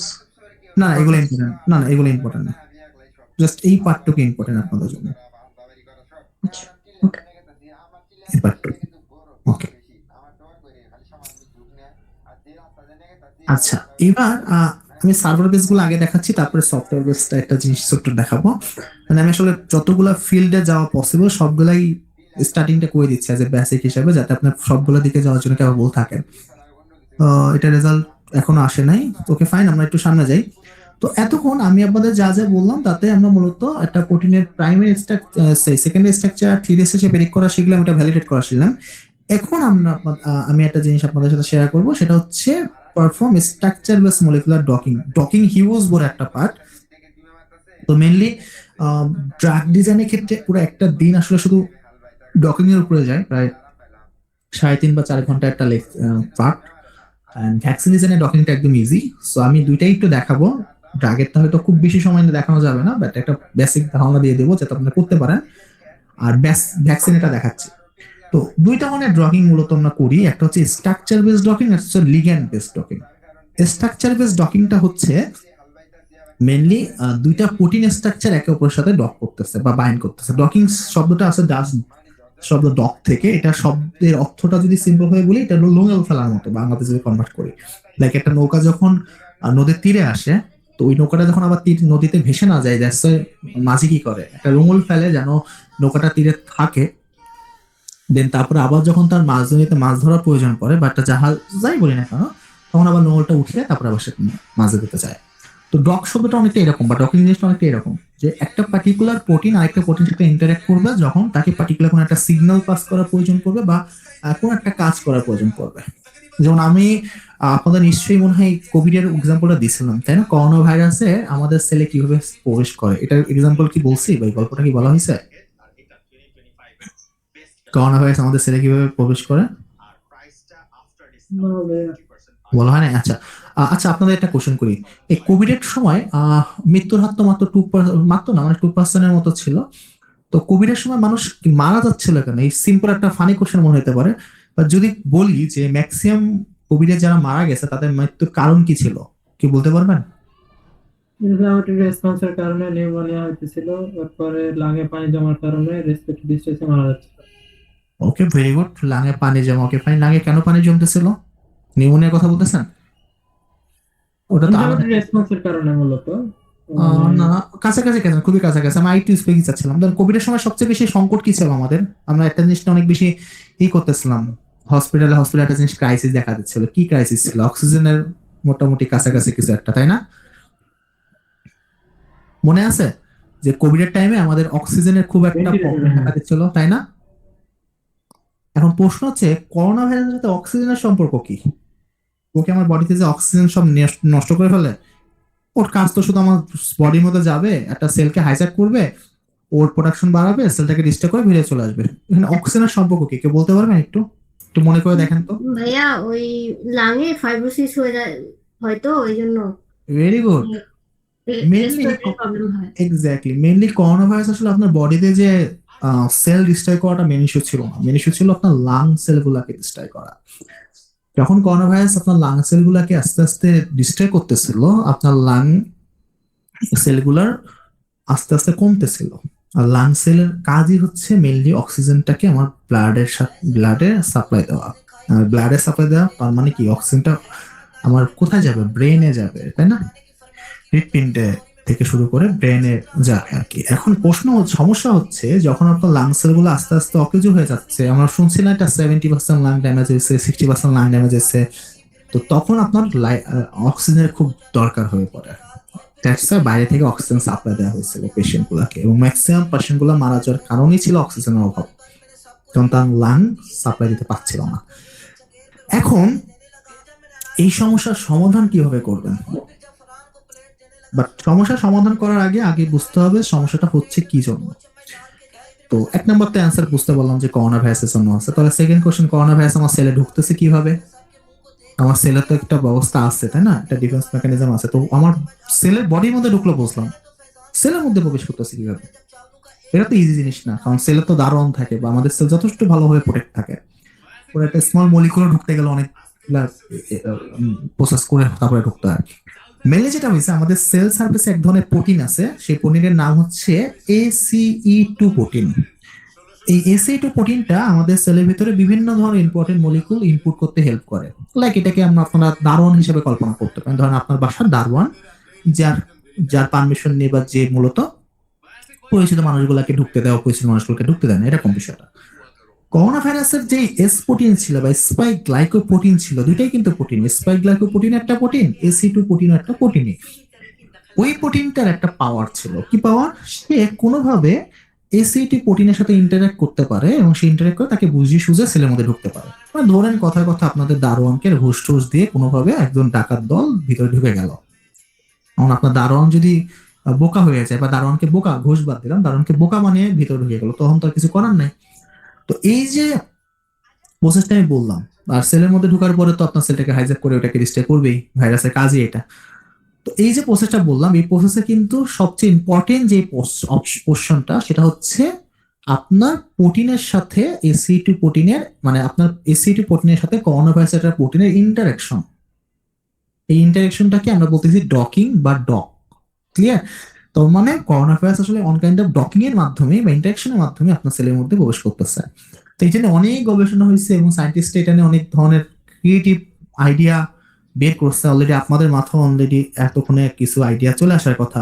কেউ কেউ হয়তো এটা ভাবতেছেন, ভাইয়া কাজ করলে তো হয়, আমরা তো করোনা ভাইরাসের স্পোর্টিনটাকে ব্লক করে ফেলতে পারি, ট্রাক ডিজাইনের কনসেপ্ট এটা, অথবা আমি আমার ACE2 প্রোটিনকেই ব্লক করে ফেলতে পারি, তাহলে আমার সীমিত সময়ের জন্য ক্ষতি হবে, তো ভাইরাসে ঢুকতে পারবে না। তো এই প্ল্যান নিয়ে কাজ করে অলরেডি সায়েন্টিস্টরা কাজ করছে, বেশ কিছু অ্যান্টিভাইরাল ড্রাগও ট্রাই করছে, বাট আসলে এগুলা খুব একটা লং টার্ম কার্যকর না। আপনি কতগুলা সেলকে এভাবে সেভ করবেন, তাই না? ভাইরাস তো হিউজ পরিমাণ দ্রুত ছড়ায় সবকিছুতে। তো যাই হোক, এই ওদিকে না কনসেপ্টে না যাই, বাট আমি জাস্ট আপনাদেরকে যেটা বোঝাতে চাচ্ছিলাম সেটা হচ্ছে প্রোটিন ডকিং, যেটাকে আমরা স্ট্রাকচারাল ডকিং বলি। তো এই ডকিংটা মূলত আমরা বিভিন্ন ধরনের সার্ভারের মাধ্যমে করি, ওই ধরনের খুব ফেমাস সফটওয়্যার নাই এবং এই ডকিংটা খুব একটা কঠিন না। সো দ্যাটস আমাদের কাছে অনেকগুলো সার্ভার আছে, তার মধ্যে সবচেয়ে ভালো সার্ভারটা হচ্ছে ক্লাস প্রো। কেন সবচেয়ে ভালো সার্ভার আমি এটা দেখালে বুঝবেন, কারণ এদের অ্যালগরিদমের অ্যাকুরেসিটা মোটামুটি ভাবে তুলনামূলকভাবে কাজ করার জন্য সেফ। তো ক্লাস প্রো দিয়ে আমরা মেনলি প্রোটিন ডকিং করতে পারি। তো ওকে আমাকে 2টা প্রোটিন দিতে হবে, ও 2টা ডকিং করে আমাকে একটা রেজাল্ট দিয়ে দিবে। বাট এখানে একটা ছোট্ট সমস্যা আছে, সমস্যা হচ্ছে এখানে ডকিং করতে গেলে আপনাকে অবশ্যই আপনার ইনস্টিটিউশনাল ইমেল আইডি লাগবে। ইনস্টিটিউশনাল ইমেল আইডি ছাড়া এখানে আপনি লগ ইন করতে পারবেন না এবং এই ডকিংটাও করতে পারবেন না। তো একটু কাইন্ডলি আপনারা হ্যান্ড রাইজ করবেন যে কার ইনস্টিটিউশনাল ইমেল আইডি নাই, যাদের আছে তো আছেই, যাদের নাই তারা একটা হ্যান্ড রাইজ করেন। ইউনিভার্সিটি থেকে আপনাদের কোনো ইমেল আইডি প্রোভাইড করা হয় নাই কারকার .edu নাম দিয়ে? সবার আছে? Very good. যদি সবার থাকে তাহলে সবাই এখানে একটু কাইন্ডলি লগ ইন করে নেন। আর যদি কারণ না থাকে তাহলে আমার আইডিটা আমি আপনাদেরকে দিতে পারি, আইডি আর পাসওয়ার্ড, বাট এটা আসলে খুব বেশি শেয়ার করবেন আপনারা। আর এখানে খুব ইম্পর্টেন্ট কোনো ইনফরমেশনও রাখবেন না, কারণ এটা সবার কাছে শেয়ার করা। সো দ্যাটস এটা একদম মানে মোটামুটি সবার ইনফরমেশন আছে। তো কাইন্ডলি আমি ইউজার নেম পাসওয়ার্ডটা দিচ্ছি, আপনি এটাতে লগ ইন করেন। আর যদি আপনাদের ইনস্টিটিউশনাল ইমেল আইডি থাকে সেটাতে রেজিস্ট্রেশন করতে পারেন, করলে এই পেজটা আসবে। ভাই আমি পাসওয়ার্ড ভুলে গেছি। Very good. তাহলে আমার ইউজার নেম পাসওয়ার্ড ইউজ করেন, আমি চ্যাট বক্সে দিয়ে দিছি। ঠিক আছে। পরে আপনারটা রিকভার করে নিন। এটা একদম বেসিক কাজ। এখানে জাস্ট আপনাকে 2টা প্রোটিন দিতে হবে। জাস্ট ফার্স্টে আমার এখানে নাম দিব, জব নেম। ওটা রেজাল্টটা আসছে আগেরটা। আচ্ছা, ওটাতে আমি যাচ্ছি, এটা শেষ করে তারপরে তো যাচ্ছি। ওখানে কেউ কিছু করেন না প্লিজ, ডকুমেন্ট শেষ করে তারপরে রেজাল্ট করবে।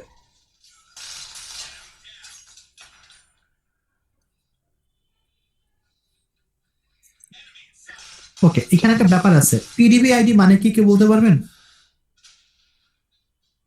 কোথায় দেখছি পিডিবি আইডি?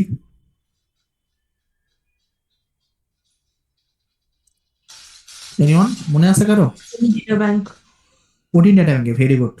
তো ও আমাকে বলতেছে ওকে আমি চাইলে শুধু সরাসরি পিডিবি আইডি দিতে পারি, অথবা আমি এখানে আপলোড পিডিবিও করতে পারি।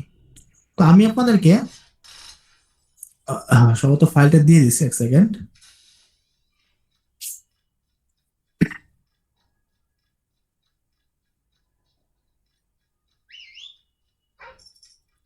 আচ্ছা, আপনাদের এখানে 2টা স্ট্রাকচার দেওয়া আছে, 3W3M আর হচ্ছে একটা ভ্যাকসিন স্ট্রাকচার, তাই না? প্র্যাকটিক্যালের মধ্যে। তো আপনারা চাইলে 3W3M লিখতেও পারেন অথবা এটা আপলোড করতে পারেন। 3W3M হচ্ছে প্রোটিনের আইডি। আমরা চাইলে এখানে 3W3M লিখতে পারি। ধরেন আমি এখানে লিখলাম 3W3M। তো আমি যদি এখানে প্রোটিন আইডিটা লিখি 3W3M, ও কি করবে? ও সরাসরি প্রোটিন ডেটা ব্যাংকে যে ওই আইডিটার অ্যাক্সেস নেবে। অথবা আপনি চাইলে এখানে পিডিবিতে ক্লিক করে আপলোডও করতে পারেন, আপনার ইচ্ছা। আর এই পাশে আমি যেহেতু যাকে ডকিং করাতে যাচ্ছে সেটাকে আমরা যে লিগ্যান্ড হিসেবে ট্রিট করি, তো সেই স্ট্রাকচারটা আমি এখানে আপলোড করতে হবে। তো আমি এখানে আপলোড পিডিবিতে ক্লিক করব, তারপরে চুজ ফাইলে যাব, যে আমি মেনলি আমাদের কাঙ্ক্ষিত স্ট্রাকচারটা এখানে আপলোড করে দেবো। যে কোনো স্ট্রাকচার দিতে পারেন, বাট আমি মেনলি আপনাদের প্র্যাকটিক্যাল ডে 4.1 যে ফাইলটা দিছি, এই perform structure base molecular docking এর মধ্যে পি ভাইরাস M2 এটা ওপেন করে এন্ড করে দেন। তো আমি এখানে একটা স্ট্রাকচার দিলাম যাকে আমি ডকিং করাতে চাচ্ছি, আর এখানে আমি রিসিপ্টর স্ট্রাকচার দিলাম যার সাথে ডকিং করাতে চাচ্ছি। এখন আপনার কাজ জাস্ট ডকে ক্লিক করার, কিছুই না। ভাইয়া পিডিবি আইডিটা আরেকবার একটু দিন। 3W3M এটা সাবমিট করেন না কেউ, কারণ হচ্ছে এটা রেজাল্ট সাথে সাথে দেয় না। এটা রেজাল্ট আসতে 2 ঘন্টার মতো সময় লাগে, 2 থেকে 2.5 ঘন্টা সময় নেয়। যেমন আমি যে রান করলাম, এই যে এখানে দেখেন রানিং হয়ে গেছে। যে আপনারা কেউ একজন রান করেন, সমস্যা নেই, আমার কাছে জাস্ট 2 ঘন্টা পরে কিছু মেল আসবে। সো এই দেখেন এসকে নামে আমি একটা লঞ্চ রান করছি, এটা হচ্ছে রান হচ্ছে, বাট রেজাল্ট আসতে 2 থেকে 2.5 ঘন্টা সময় লাগবে। এবং রেজাল্ট এসে গেলে আপনার ইনস্টিটিউশনাল যে ইমেল আইডিটা, সেখানে একটা মেল যাবে নাম্বার 1, আর রেজাল্টটা এই রেজাল্ট সেকশনে পাবেন। যে রেজাল্ট সেকশনে ক্লিক করে এই যে যারা যারা রান দিছে তাদের সবার রেজাল্ট আমি দেখতে পাচ্ছি। সো দ্যাটস ওয়াই আমার আইডিটা যদি খুব বেশি ইউজ করেন তাহলে আপনার রেজাল্টও সবাই এইভাবে দেখতে পারবে, কারণ আমি জানি না কার কে কি অ্যাক্সেস করে বসে আছে না আছে। ঠিক আছে, না, আমি এখন র্যান্ডম একটা রেজাল্ট দেখি যারা আমার আইডি ইউজ করছে, কারণ এটা আমার ইউজ করা হয় না, ম্যাক্সিমাম এটা ইউজ করে। সো আমি যদি এই রেজাল্টটা দেখি, আমি জানি না র্যান্ডম একজনের রেজাল্ট যেটা আমার আইডি ইউজ করে করা। তো এখন আমি যদি রেজাল্টটা দেখতে চাই, তো আমাকে জাস্ট এই আইডি টুপে ক্লিক করতে হবে। এই যে আমাকে ডকিং এর রেজাল্টটা দিয়ে দিচ্ছে। তো ও আমাকে টোটাল অনেকগুলো স্ট্রাকচার দেয়, প্রায় 30টার মতো দেয়, সম্ভবত 30টা দেয়। তো এর মধ্যে থেকে আপনাকে অনেক বেশি অ্যানালাইসিস করতে হবে না, আপনি জাস্ট এখানে 0 নাম্বার যে স্ট্রাকচারটা থাকবে সেটাই নিতে পারেন, এটা সবচেয়ে ভালো স্ট্রাকচার। ক্লিয়ার? তো আপনারা জাস্ট এই ডাউনলোড ডিসপ্লে মডেলে ক্লিক করবেন। ডাউনলোড ডিসপ্লে মডেলে ক্লিক করলে এই প্রোটিনের কমপ্লেক্স গুলা বা প্রোটিন ডকিং এর রেজাল্টটা এখানে একটা জিপ ফাইল আকারে ডাউনলোড হয়ে যাবে, যেটার মধ্যে মূলত এই 10টা স্ট্রাকচারই অ্যাভেলেবল আছে। তার মধ্যে মোস্ট অফ দ্য কেসে ফার্স্ট স্ট্রাকচারটাই ভালো হয়। এখন প্রশ্ন হতে পারে, ভাই আমি বুঝবো কিভাবে ফার্স্ট স্ট্রাকচার ভালো না সেকেন্ড স্ট্রাকচার ভালো? তো সেটা বোঝার সবচেয়ে ভালো উপায় হচ্ছে, এই দেখেন এখানে ভিউ মডেল স্কোর লেখা আছে। এই ভিউ মডেল স্কোরে ক্লিক করলে এইখানে আপনার সেই স্কোরগুলো দিবে। এটা যত বেশি নেগেটিভ হবে তত ভালো, বাট এখানে এই মেম্বারসেরটা যত বেশি হবে তত ভালো, আর এটা নেগেটিভ যত ভালো হবে তত বেশি ভালো। তো দ্যাটস ওয়াই এই দুইটা জিনিস ব্যালেন্স গুলো দেখেন, এটা মেম্বার হচ্ছে 139, হ্যাঁ এটা হচ্ছে আপনার 109। তো আস্তে আস্তে এগুলো কমতেছে, তো আমার হাইয়েস্ট যেটা সেটাই 1 নাম্বার। তো আমি এই জন্যই বললাম যে আপনি চাইলে এটা নিতে পারেন, বাট ঘুরে ফিরে আপনাকে 0 নাম্বারটাই নিতে হবে, কারণ এটাই সবচেয়ে ভালো স্ট্রাকচার, মানে ডকিং। বুঝতে পারছি? তো আপনি চাইলে এই ইনফরমেশনটুকু রাখতে পারেন যে সেন্টার থেকে এটার ওয়েট স্কোর, উইথ স্কোর কত, লোয়েস্ট এনার্জি স্কোর কত। এই দুটাই যত বেশি নেগেটিভ হবে তত বেটার, আর এটা যত বেশি পজিটিভ হবে তত ভালো। তো এই দুটো ব্যালেন্স করে অলওয়েজ আপনার প্রথম স্ট্রাকচারটাই ভালো হয়। তো আপনি যখন কাজ করবেন, এখানে ডাউনলোড যদি দেখাই, প্রথম স্ট্রাকচারটাই নেবেন। দেখেন এখানে মডেল 0 থেকে 9 পর্যন্ত দেওয়া আছে। তো এটা হচ্ছে আপনার সেই কাঙ্ক্ষিত ডকিং স্ট্রাকচার। হয়তো সেটা হচ্ছে বেসিক প্রোটিন ডকিং, একদম ইজি। কোশ্চেনটা হচ্ছে প্রোটিন লিগ্যান্ডটা, তো ওইটা আমি এখন একটু পরে দেখাবো। এটা নিয়ে যদি কারো কোনো কোশ্চেন থাকে প্লিজ করতে পারেন। হ্যাঁ সাফিয়া বলুন, সাফিয়া। জি, আমি একটু বুঝতে চাচ্ছি এখানে মধ্যে সবগুলো মডেলস ডাউনলোড করতে হবে নাকি জাস্ট যেটা বেস্ট দেখা যাচ্ছে ফ্রম? যেটা বেস্ট সেটাই ডাউনলোড করতে হবে। আপনি সবগুলো ডাউনলোড করে নেন। ডাউনলোড ডিসপ্লে মডেল দিলে তো আপনার 10টা ডাউনলোড হবে, 10টা থেকে একটা ডাউনলোড করবেন, দ্যাটস ইট, মানে একটা নেবেন আর কি। আচ্ছা ঠিক আছে। আচ্ছা ওকে, আচ্ছা আমি এটা মোটামুটি ডান। আমরা প্রোটিন স্ট্রাকচার বেস ডকিংটা দেখে ফেললাম।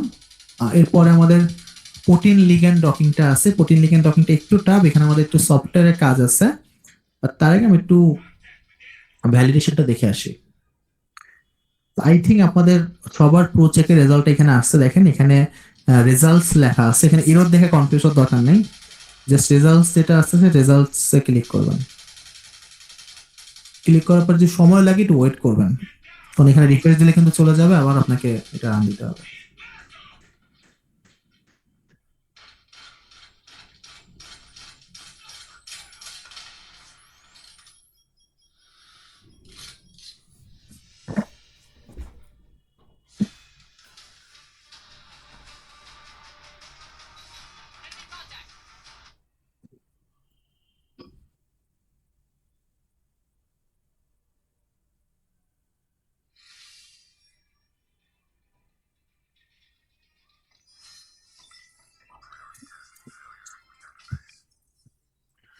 ওকে, এটা যদি চলে আসে একটু দেখেন খেয়াল করে, এটা যদি চলে আসে তাহলে এখানে দেখেন এই যে আমার স্পেসিফিক সাইড বারে যে রামাচন্দ্রন প্লট আছে,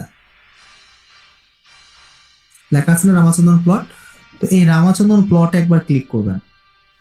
রামাচন্দ্রন প্লটে ক্লিক করলে এখানে ও পেজেই আপনার প্লটটা ওপেন করবে, এই যে।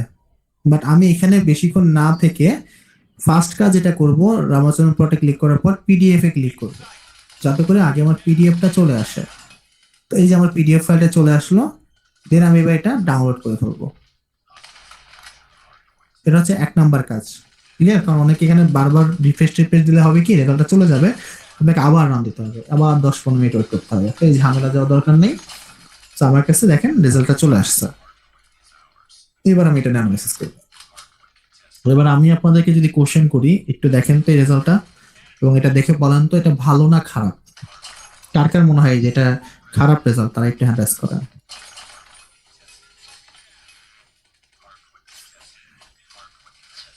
Very good. কারো মনে হয় না খারাপ রেজাল্ট? কার কার মনে হয় খুব ভালো রেজাল্ট, তারা হ্যান্ড রেজ করেন। খুব ভালো রেজাল্ট মনে হয় কার কার, তারা একটু হ্যান্ড রেজ করেন।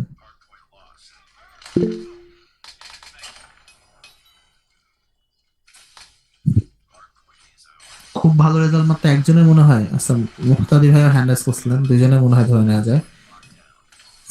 এভারেজ রেজাল্ট কার কার মনে হয়, তারা একটু হ্যান্ড রেজ করে। এভারেজ রেজাল্ট মনে হয় কার কার, কারোই মনে হয় না? আচ্ছা, এখন নো অ্যান্সার, মানে সবাই না ভোট দিচ্ছে। আচ্ছা, এটা খুবই ভালো রেজাল্ট।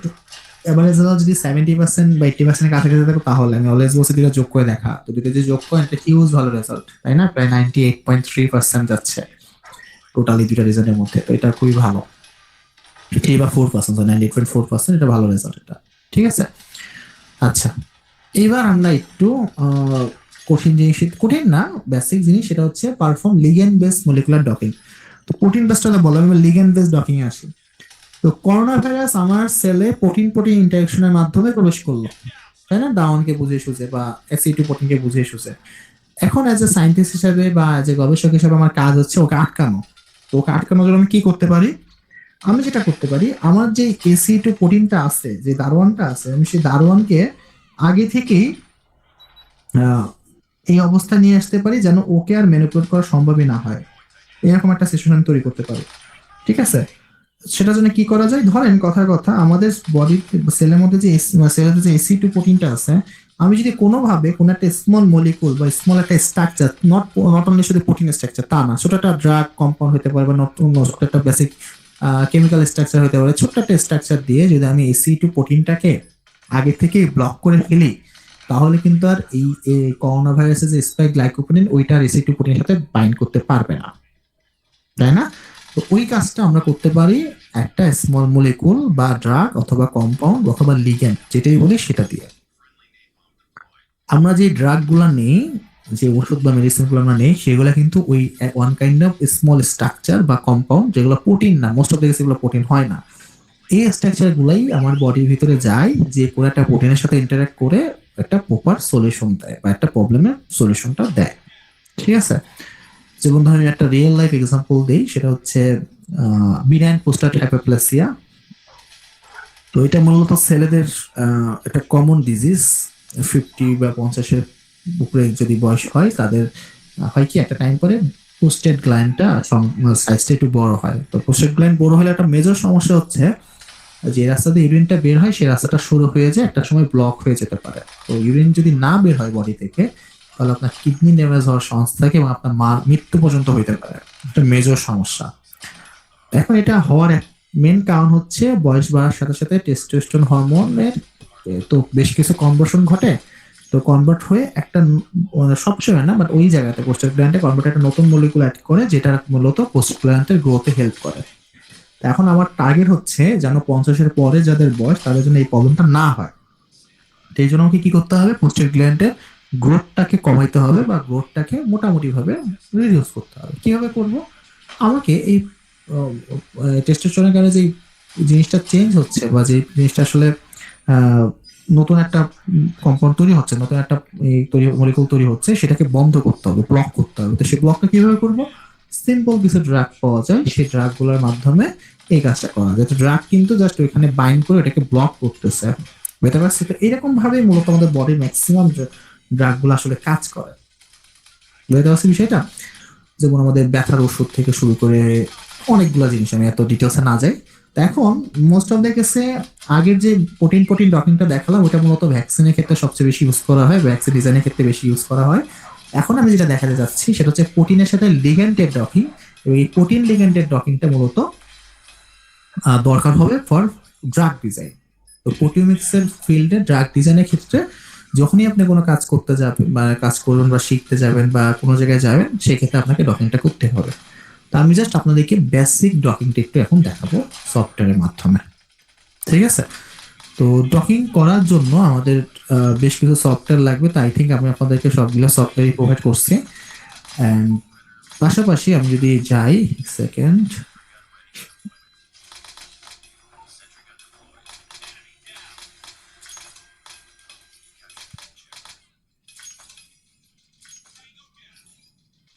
আপনাদের প্র্যাকটিক্যাল 4.1 এর মধ্যে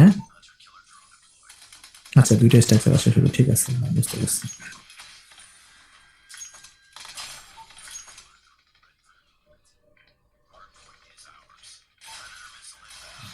আপনাদের যদি এই ফোল্ডারটাতে আসেন, প্রোটিন লিগ্যান্ড ডকিং ফোল্ডার, এখানে দুইটা ফাইল পাবেন। একটা হচ্ছে 521p, এটা হচ্ছে একটা প্রোটিনের ফাইল, প্রোটিন স্ট্রাকচার, সেটা পিডিবি ফরম্যাটে আছে। আর যদি আমরা জাস্ট প্রপার্টিসে দেখি, এই দেখেন এখানে ডট পিডিবি লেখা আছে। আর এটা হচ্ছে একটা লিগ্যান্ডের ফাইল, যদি আমি এটা রাইট কি প্রেস করে প্রপার্টিসে যাই, এটার ফরম্যাট আছে এসডি। একটা এই যেটা ফরম্যাট সম্বন্ধে আই থিঙ্ক আপনাদের আইডিয়া আছে, সেকেন্ড ক্লাসে আমি এটা বলছিলাম। এবার আমার কাজ হচ্ছে এই দুইটা জিনিসকে ডকিং করা, একটা প্রোটিনের সাথে একটা লিগ্যান্ডে ডকিং করানো। ক্লিয়ার? এটা করার জন্য আমাদের মেনলি তিনটা সফটওয়্যার দরকার। একটা হচ্ছে ডিসকভার স্টুডিও, দুই হচ্ছে সুইস প্রিভিউয়ার, আর তিন হচ্ছে পাইরেক্স। তো আমাদের সবার ফার্স্টে যে কাজটা করতে হবে ডকিং করার জন্য একটু বলি, এই প্রোটিন স্ট্রাকচারকে প্রিপেয়ার করতে হবে। ডকিং এর ক্ষেত্রে আমাদের ফার্স্ট স্টেপ হচ্ছে প্রোটিন প্রিপারেশন এবং এনার্জি মিনিমাইজেশন। ইট মিনস আমি যে প্রোটিনটা সাথে ডকিংটা করাবো, তো সেই প্রোটিনের সাথে যেই মলিকুলগুলো আছে এক্সট্রা, লাইক ওয়াটার হতে পারে, লিগ্যান্ড হতে পারে, হেটেরোঅ্যাটম হতে পারে, ওইগুলাকে রিমুভ করার পাশাপাশি ওটা এনার্জিটাকে অপটিমাইজ করা। আমি খুব বেসিক ওয়েতে যাচ্ছি, সো প্লিজ এটা জাস্ট শুরু হিসেবে নেবেন, কারণ এটা আরো অনেক অ্যাডভান্স জিনিসপত্র আমাদের শিখতে হবে আস্তে আস্তে। তো এখন আমাদের ফার্স্ট কাজ প্রোটিনটাকে প্রিপেয়ার করা, দেন তারপরে আমরা ডকিং করতে পারবো। তো প্রোটিন প্রিপারেশনের জন্য আমরা যে সফটওয়্যারটা ইউজ করবো সেটা হচ্ছে বায়োভিয়া ডিসকভারি স্টুডিও। তো চলেন আমরা সবাই একটু ডিসকভারি স্টুডিও সফটওয়্যারটা ওপেন করি। এই যে হচ্ছে ডিসকভারি স্টুডিও সফটওয়্যার, এটা আপনাদের আই থিঙ্ক সবাই ইনস্টল করা আছে। সবাই একটু ডিসকভারি সফটওয়্যারটা ওপেন করেন।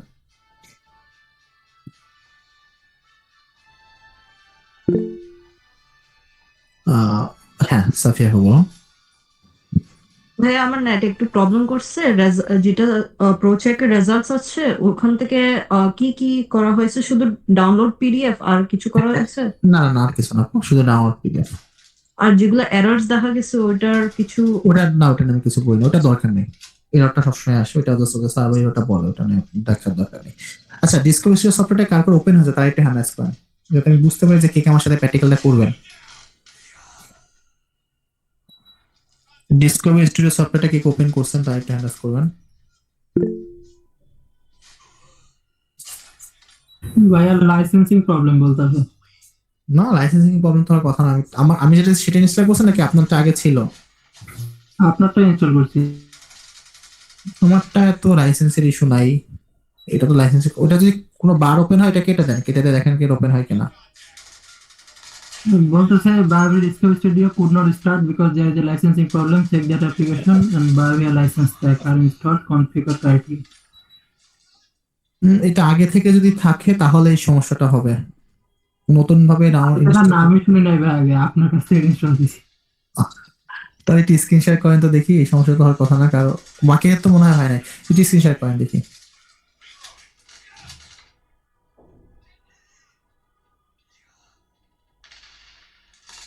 সেকেন্ড আমি কেটে দিছি তো আবার ঢুকতেছি। না সমস্যা নেই। কি নাম বললেন জানি? বায়োভিউ না? বায়োভিয়া ডিসকভারি স্টুডিও আর কি নামটা সফটওয়্যারের, ডিসকভারি স্টুডিও। আপনি জাস্ট ডেস্কটপে দেখেন, ওটা শো হবে ডিসকভারি স্টুডিও নামে একটা সফটওয়্যার। আপনি কি সার্চ বারে লিখতেছেন এটা? শেয়ার অপশন আসতেছে না কেন? সার্চ বারে লিখে এভাবে ডিসকভারি স্টুডিও লেখেন। আচ্ছা ভাই দেখেন।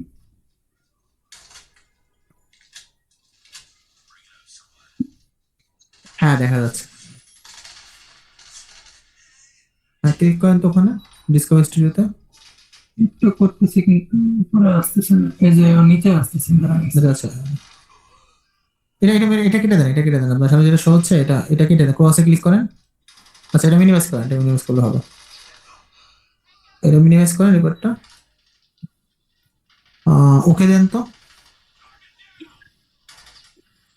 এবার আপনি ডেস্কটপে যান। হ্যাঁ ডিসকভারি স্টুডিওতে ক্লিক করেন, ডিসকভারি স্টুডিও 20 এটা। এক সেকেন্ড, ওকে।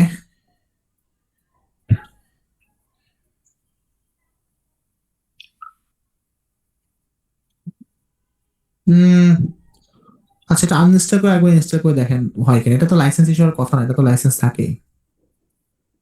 সেটা না পেরি সফটওয়্যার। আচ্ছা ভাই, দেখি তাহলে ইনস্টল করে। ঠিক আছে, সমস্যা নেই, এটা দেখতে পারেন। ওকে,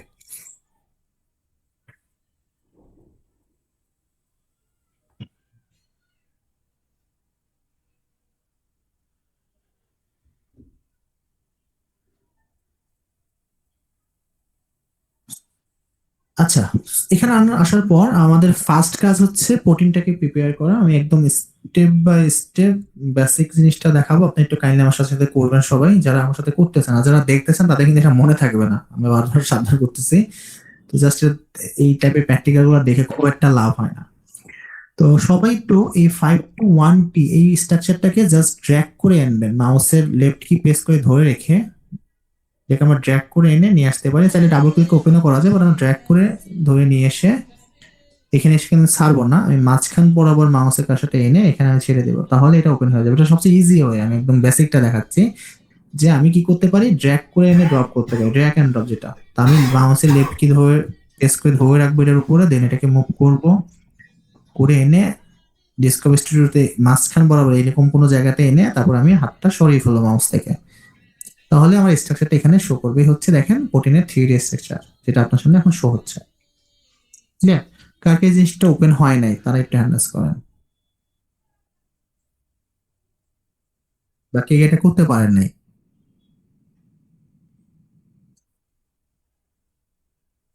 ওকে, সো ডকিং এ অনেকগুলো ওয়ে আছে, অনেকগুলো স্টেপ আছে। সো আমি আপনাদেরকে এখন যে ডকিংটা দেখাতে যাচ্ছি বা যে পোস্টটা দেখাতে যাচ্ছি সেটা হচ্ছে ব্লাইন্ড ডকিং। তো আস্তে আস্তে আমরা এই জিনিসগুলো দেখবো।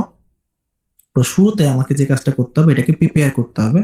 তো প্রিপেয়ার করার জন্য আমি এখান থেকে ওয়াটার মলিকুল, আয়ন, তারপরে লিগ্যান্ড, এগুলো সব রিমুভ করে ফেলবো। তো রিমুভ করার প্রসেসটা শুরু করার আগে আমি একটু ব্যাকগ্রাউন্ড, একটা ব্ল্যাক আছে সেটাকে আমরা একটু হোয়াইট করে ফেলি। তো এই ব্ল্যাক ব্যাকগ্রাউন্ডটাকে হোয়াইট করার সিম্পল স্টেপ হচ্ছে রাইট কি প্রেস করবেন, কালারে যাবেন, ব্যাকগ্রাউন্ড, আমি এভাবে মাউসটা রেখে দিচ্ছি, একটু দেখেন। রাইট কি প্রেস করবেন, দেন কালার, তারপরে ব্যাকগ্রাউন্ড। ওকে, যদি আমরা ব্যাকগ্রাউন্ডে এবার ক্লিক করি তাহলে আমার কাছে অনেকগুলা কালার বক্স আসবে। তো আমি চাচ্ছি আমার ব্যাকগ্রাউন্ডটা কালোর পরিবর্তে সাদা হোক, যেন আমি পোর্ট্রেটটা ক্লিয়ারলি দেখতে পারি। দ্যাটস আমি এই যে সাদা যে বক্সটা আছে সেই বক্সে ক্লিক করব। ঠিক আছে, এই সাদা বক্সটাতে ক্লিক করার পর দেন আমি এবার ওকেতে ক্লিক করব। তো সাদা বক্সে ক্লিক করে ওকেতে ক্লিক করার সাথে সাথেই দেখবেন ব্যাকগ্রাউন্ডটা হোয়াইট হয়ে গেছে, যেটা একটু সুন্দরভাবে ভিউ হচ্ছে আর কি, বা একটু ভিজিবল হচ্ছে জিনিসটা, তাই না? দেখতে পাচ্ছেন বিষয়টা? এখন আমি জাস্ট আপনাদের একদম সিম্পল হয়ে যদি বলি, তাহলে এইখানে আমি 3টা জিনিস রাখবো আর বাকি সবকিছু রিমুভ করে ফেলবো। এটা মনে রাখাটা সহজ। ঠিক আছে, কি কি রাখবো কি কি রিমুভ করে এত কিছু মনে না রাখে, জাস্ট আমি সিম্পল একটা রুলস বলে দিচ্ছি, সেই রুলসটা মনে রাখলে পরে আপনার প্রোটিন প্রিপারেশনে কখনো কনফিউশন থাকবে না। তো ফার্স্টে আমরা এই প্রোটিনে যা যা ইনফরমেশন আছে সেগুলো যদি আমি দেখতে চাই, সেটা দেখার জন্য এখানে একটা অ্যারো চিহ্ন আছে, সেই অ্যারো চিহ্নতে ক্লিক করতে হবে। ছোট্ট একটা অ্যারো চিহ্ন আছে দেখেন, সেই অ্যারোতে ক্লিক করেন একটু। এই অ্যারোতে ক্লিক করলে মূলত আমার এই প্রোটিনের যে যে ইনফরমেশন গুলো আছে সেই ইনফরমেশন গুলো আমার বাম পাশের বারে শো করবে। দেখা যাচ্ছে সবার বাম পাশের বারে এই ইনফরমেশন গুলো আছে। এর মধ্য থেকে আমি শুধুমাত্র 3টা জিনিস রাখবো আর বাকি সবকিছু ডিলিট করে ফেলবো। কোন 3টা জিনিস রাখবো এটা একটু নোট করে নেন। 1 নাম্বার হচ্ছে আমার এখানে প্রোটিন গ্রুপ নামে একটা লেখা আছে, সেটা রাখতে হবে, এখানে কোনো হাত দেওয়া যাবে না, এটা আমি ডিলিট করব না। প্রোটিন গ্রুপ যে ব্যাপারটা আছে এটা আমাকে হাত দেওয়া যাবে না, এটা রাখতে হবে। 2 নাম্বার হচ্ছে অ্যাক্টিভ সাইট, যেটা সেটা রাখতে হবে, প্রোটিন গ্রুপ রাখতে হবে, অ্যাক্টিভ সাইট রাখতে হবে। আর 3 হচ্ছে এই যে এ বি সি এরকম বিভিন্ন চেইন থাকতে পারে, সেই চেইনটা রাখতে হবে। এখানে একটা চেইনের আইকন আছে, এজন্য বলতেছি চেইন। তাহলে 3টা জিনিস, এক হচ্ছে প্রোটিন গ্রুপ, অ্যাক্টিভ সাইট, আর হচ্ছে চেইন। সেটা এ 2টা থাকতে পারে, 3টা থাকতে পারে, আমার দেখার বিষয় না, আমি এটা রাখবো, আমি এটা ডিলিট করবো না। ক্লিয়ার? তো লিখে রাখতে পারেন প্রোটিন গ্রুপ, অ্যাক্টিভ সাইট আর চেইন। চেইনের ব্র্যাকেটে এ বি সি দিয়ে দিতে পারেন, ডট ডট ডট, যেটাই থাকুক না কেন। এই 3টা জিনিস আমি কোনো রকম ভাবে হাত দিব না, কারণ এটা হচ্ছে প্রোটিনের মেইন কোর ইনফরমেশন। এখানে হাত দিলে আমার প্রোটিনের স্ট্রাকচারের চেঞ্জটা হবে এবং এটা ঝামেলা করবে। এই 3টা জিনিস ছাড়া বাকি যা কিছু থাকবে এখানে দেখার বিষয় না কি আছে, সবকিছু ডিলিট করে ফেলবো, সবকিছু আমাকে বাদ দিয়ে দিতে হবে। বুঝতে পারছেন বিষয়টা? কারণ এইটা করবো কিভাবে? তো এই কাজটা করার জন্য আমরা নিচ থেকে ডিলিট করা শুরু করব। তো সবার ফার্স্ট নিচে আছে লিগেন্ড গ্রুপ, তো আমরা লিগেন্ড গ্রুপে ক্লিক করব।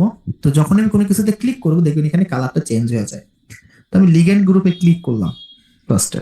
ওকে, লিগেন্ড গ্রুপে ক্লিক করার পর এটা ডিলিট করার জন্য যেটা করতে হবে, একটু আস্তে আস্তে উপর দিকে যদি নিয়ে যান মাউসের কার্সারটা, এখানে দেখেন রেড ক্রস আছে।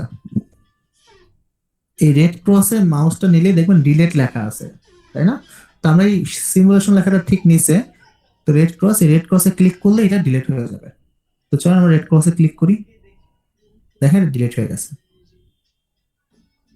ওকে, এরপরের পার্ট হচ্ছে নিউক্লিক অ্যাসিড গ্রুপটা আমাকে ডিলিট করতে হবে। তো আমি এটার উপরে ক্লিক করবো একবার, নিউক্লিক অ্যাসিড গ্রুপের উপরে। দেন আমি আস্তে আস্তে যে রেড ক্রসটা আছে সেই রেড ক্রস এবার ক্লিক করলে এটা নিউক্লিক অ্যাসিড গ্রুপটাও ডিলিট হয়ে যাবে। প্রোটিন গ্রুপে আমি হাত দিতে বারণ করছি, অ্যাক্টিভ সাইটে হাত দিতে বারণ করছি, এটা কোনোভাবেই ডিলিট করা যাবে না। হেড অ্যাটম যেটা আছে, হেড অ্যাটমটাও আমাকে ডিলিট করতে হবে। একটু খেয়াল করবেন, হেড অ্যাটমটা ডিলিট করার সাথে সাথে এটার সাথে যে কানেক্টেড চেইনটা এটা অটোমেটিকলি রিমুভ হয়ে যাবে। তো এটা আমাদের টেনশনের কোনো কারণ না, ওইটা এমনিতেও রিমুভ হবে। তো এইটা আমার গেলে খুব একটা সমস্যা নাই, বরঞ্চ এটা যাইতে যাবে বিধায় আমি হেড অ্যাটমটা ডিলিট করতেছি। এবার আমরা রেড ক্রসকে ক্লিক করব। তাহলে আমার এই পাশে তিনটা জিনিস থাকবে, এ চেইন, অ্যাক্টিভ সাইট আর প্রোটিন গ্রুপ। এই তিনটা ইনফরমেশন মেনলি আমার রাখতে হবে এখানে ফর প্রোটিন প্রিপারেশনের জন্য। ক্লিয়ার? তো অলওয়েজ যখন প্রোটিন প্রিপারেশন করবেন জাস্ট একটা লাইন মনে রাখবেন যে চেইন, অ্যাক্টিভ সাইট আর প্রোটিন গ্রুপ, এই তিনটা জিনিস আমি রাখবো, আর বাকি যা কিছু আছে সেগুলো আমি সব রিমুভ করে ফেলবো বা ডিলিট করে ফেলবো। ক্লিয়ার সবাই? আচ্ছা, এই জিনিসটা কি আমরা করতে পারি না, তার একটু হ্যান্ডেস করি। একটু স্লো যায় যেহেতু একটু সেন্সিটিভ কাজ।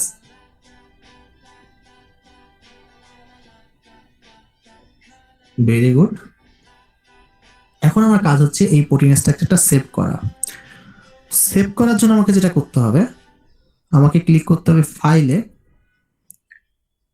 ফাইলে ক্লিক করার পর আমাকে ক্লিক করতে হবে সেভ অ্যাজ।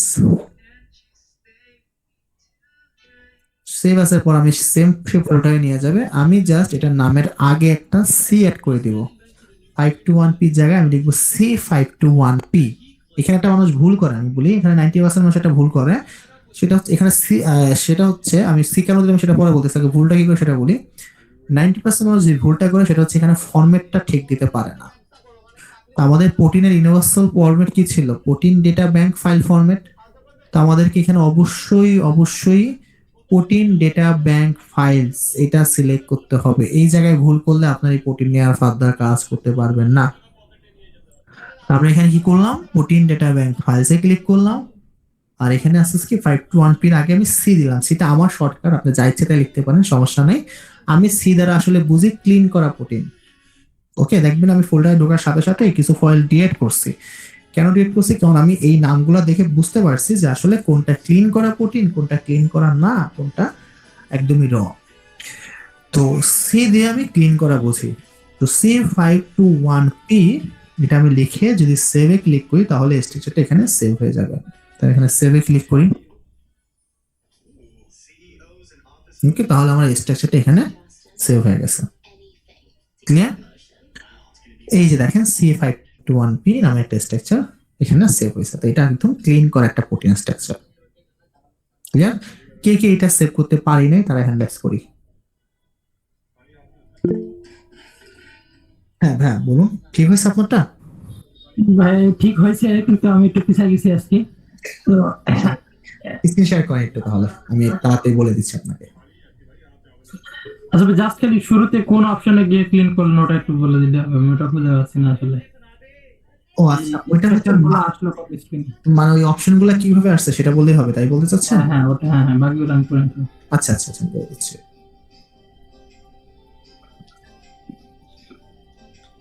এটা মূলত এই যে এখানে একটা ছোট্ট অ্যারো চিহ্ন আছে, দেখ ছোট, খুবই ছোট, চোখেই পড়ে না। এই ছোট্ট অ্যারো চিহ্নটা ক্লিক করলেই এই অপশনগুলো সব চলে আসবে। ওকে, আপনি একটু তাহলে পরপর নিচ থেকে ডিলিট করে ফেলুন, ডিলিট করে সেভ করে ফেলুন। আচ্ছা, এখন আমি যে স্ট্রাকচারে বেশ কিছু মডিফিকেশন করলাম, তার ফলে স্ট্রাকচারে যে বন্ড, এখানে যে একটা জিনিস রিমুভ করলেই তো হবে না, ওগুলো তো সব বন্ডেড ছিল, সেই বন্ড গুলো এখন অনেক বেশি আনস্টেবল হয়ে গেছে। সো দ্যাটস আমাকে এখন এটা এনার্জিটাকে অপটিমাইজ করতে হবে, মিনিমাইজ করতে হবে। তো এনার্জি মিনিমাইজেশনের জন্য বা অপটিমাইজেশনের জন্য একটা সফটওয়্যার আছে, সেটা হচ্ছে এসপিডিভি ভিউয়ার। তো এসপিডিভি যে সফটওয়্যারটা, সেই সফটওয়্যারটা আপনাদেরকে প্রোভাইড করা হয়েছে। যদি আপনারা বায়োইনফরমেটিক্স সফটওয়্যারের মধ্যে যান, এসপিডিবিভি নামে একটা ফাইল পাবেন বা ফোল্ডার পাবেন, আছে না এই ফোল্ডারটা সবার ওখানে? যদি এটা জিপ থাকে তাহলে আনজিপ করবেন, আর যদি জিপ অবস্থায় না থাকে তাহলে এভাবেই এটার ভিতরে যাবেন। এখানে দেখেন এসপিডিবিভি নামে আছে একটা ফাইল। এই এসপিডিবিভি এই ফাইলটা আমাদের ডাবল ক্লিক করে ওপেন করতে হবে। ওপেন করলে এই যে একটা ছোট্ট সফটওয়্যার ওপেন হবে, এক লাইনের সফটওয়্যার আমি বলি, কারণ এইবার ট্যাব আউট সেকশনটা যদি কেটে দেই, জাস্ট ওয়ান লাইন সফটওয়্যার।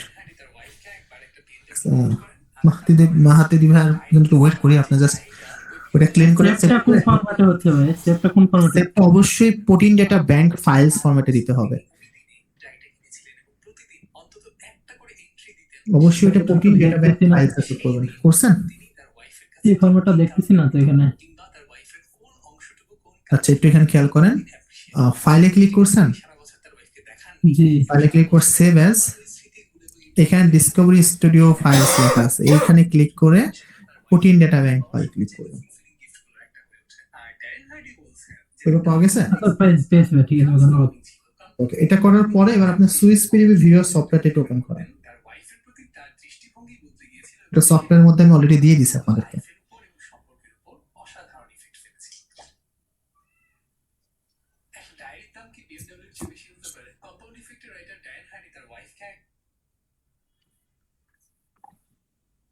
ওকে, তো সুইস পিডিবি ভিউয়ারের কাজটা একদম সিম্পল। আমি এটা এখানে নিয়ে আসি, খুব কঠিন কিছু না এখানে। জাস্ট আমাকে এই যে স্ট্রাকচারটা আমি এনার্জি যে স্ট্রাকচার ক্লিন করলাম, এখানে আমাকে সেই স্ট্রাকচারটা ইনপুট দিতে হবে, তারপর এনার্জিটা মিনিমাইজ করতে হবে। মুক্তাদি ভাই কিছু বলবেন?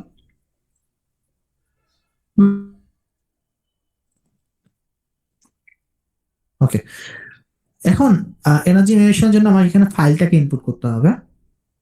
সেটার জন্য আমাকে ক্লিক করতে হবে ফাইলে, তারপরে ওপেন পিডিবি ফাইল। তার মানে আমি এখন একটা পিডিবি ফাইল এখানে ওপেন করব। তো আমরা লিখলাম, এখানে সিলেক্ট করলাম ওপেন পিডিবি, করলাম ক্লিক। করার পর এই যে C521P যে ফাইলটা ছিল, যেটা আমরা একটু আগে ক্লিন করলাম, আপনার যে নামে সেভ করেন সেই নামেই ফাইলটা যেটা থাকবে এখানে, এই ফাইলটা এখানে সিলেক্ট করে জাস্ট ওপেনে ক্লিক করবেন। C521P এটা সিলেক্ট করে জাস্ট আপনি ওপেনে ক্লিক করবেন। ওপেনে ক্লিক করার পর ওকেতে ক্লিক করবেন। এখানে কিছু ইরর দেখাবে যে কিছু মিসিং আছে, যে বেশ কিছু অ্যাটমের সমস্যা আছে, বিধায় আমি এটা এখানে ওপেন করছি। সো আমি এখানে ওকেতে ক্লিক করে দিব। ওকেতে ক্লিক করার সাথে সাথে ফাইলটা এখানে ওপেন হয়ে যাবে। ফাইল দেন ওপেন পিডিবি, তারপরে আমাকে যে ক্লিন করা ফাইল সেটা এখানে ওপেন করতে হবে। ক্লিয়ার? আমি ওপেন করতে পারছি এটা এখানে। ওপেন করা হয়ে গেলে আই থিঙ্ক সবাই করতে পারছেন। কারো সমস্যা হলে প্লিজ সাথে সাথে হ্যান্ড রাইজ করবেন, না হলে আমার সাথে পিছিয়ে গেলে আবার এটা রিপিট করতে হবে আমাদের। ওকে, এখন আমাদের কাজ হচ্ছে সিলেক্টে ক্লিক করা, তারপরে অলে ক্লিক করা। সিলেক্ট তারপরে অল, সিলেক্টে ক্লিক করে আমাকে অলে ক্লিক করতে হবে। ফার্স্টে সিলেক্টে ক্লিক করলাম, দেন আমি এবার অলে ক্লিক করলাম। সিলেক্ট অল, ওকে। এরপর আমার এনার্জি মিনিমাইজেশন করার পালা। তো এনার্জি মিনিমাইজেশনের ক্ষেত্রে আমাকে ক্লিক করতে হবে টুলসে। এবার একটু সতর্কতা বানিয়ে দিয়ে রাখি, এখানে একটা ঝামেলা আছে। ঝামেলা হচ্ছে আপনি যখন এটা এনার্জি মিনিমাইজেশনে ক্লিক করবেন, আপনার ল্যাপটপটা 1 থেকে 3 সেকেন্ডের জন্য হ্যাং করবে। তখন কোনো প্রকারের কোনো কিছুতে ক্লিক করা যাবে না, কারণ হচ্ছে কি তখন এটা পুরাই হ্যাং হয়ে যাবে, আবার আপনাকে পুরো স্টার্টটা প্রথম থেকে করতে হবে। সো দ্যাটস ওয়াই আপনাকে এবার টুলসে ক্লিক করে এই যে এনার্জি মিনারেশন লেখা আছে, এই এনার্জি মিনারেশনে ক্লিক করবেন। ক্লিক করে জাস্ট 3 সেকেন্ড ওয়েট করবেন, আর কিচ্ছু না, কারণ এটা ফুল কনফিগারেশনটা নিবে আপনার পিসির, ফুল পাওয়ারটা সে ইউজ করবে। তো আমি এনার্জি মিনারেশনে ক্লিক করলাম, দেন আমি 1 2 3 রেজাল্ট যদি শেষ হয়ে যায় এরকম একটা টেবিল আসবে। আই থিংক আপনাদের রেজাল্টটাও এতক্ষণে চলে আসার কথা।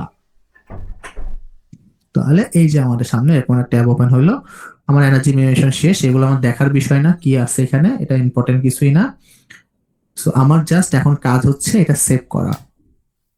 ওকে, এখানে পুরো রেজাল্টটা বার দেখাচ্ছে আমাকে, তো এটা আমার ইম্পর্টেন্ট কিছু না। আমার কাজ হচ্ছে এবার আমি যে এনার্জি মিনারেশনটা করলাম সেই লেয়ারটা সেভ করতে হবে। কিভাবে সেভ করব? ফাইলে ক্লিক করব, ফাইলে ক্লিক করার পর সেভ, ফাইলে ক্লিক করে এখানে দেখেন সেভ আছে, যে সেভ আছে, তো সেভে যাব। সেভে যাওয়ার পর কারেন্ট লেয়ার, ফাইলে ক্লিক করবেন, সেভে ক্লিক করবেন, দেন কারেন্ট লেয়ারে ক্লিক করবেন। ফাইল, সেভ, তারপরে কারেন্ট লেয়ার। ক্লিয়ার? তো এখন যদি আমি কারেন্ট লেয়ারে ক্লিক করি, এবার আমাকে আবার সেম জায়গায় নিয়ে আসছে। এবার আমি এটার নাম দিব EC521P। এটা হচ্ছে আমার শর্টকাট। আমি ইতে বুঝাই এনার্জি মিনিমাইজ করা, সিতে বুঝি ক্লিন করা, আর 521P হচ্ছে প্রোটিন আইডি। আপনি চাইলে এখানে পুরোটা লিখতে পারেন যে এনার্জি মিনিমাইজ ক্লিন 521P। আমি এটা জাস্ট আমার নিজে বোঝার জন্য লিখলাম। আর অবশ্যই ফরম্যাটটা চেক করবো যে পিডিবি আছে কিনা। হ্যাঁ, পিডিবি আছে, দেন সেভ। এটা করার সাথে সাথে আমার এখানে কিন্তু একটা ফাইল সেভ হবে।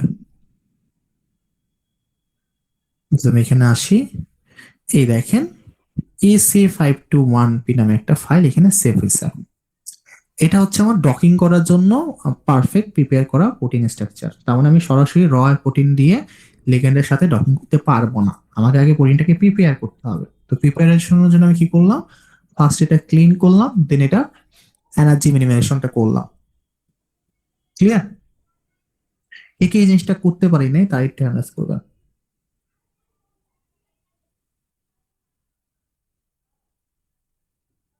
ওকে, মুহতাদি ভাইয়া প্রবলেম হয়েছে কোনো, করতে পারছেন ঠিক মতো? জি ভাই, করতে পারছি, সমস্যা নাই। বাট ভাই 9টার আগে একটু গ্যাপ দিলে ভালো হয়, আমাদের 9টার সময় নামাজ তো। আমি 9টার আগে আপনাকে গ্যাপ দিব, এই জন্য আমি একটু ফাস্ট যাচ্ছি। এই জিনিসটা অল্প একটু বাকি আছে, জাস্ট ডকিংটা শেষ করে আমি দিয়ে দিচ্ছি।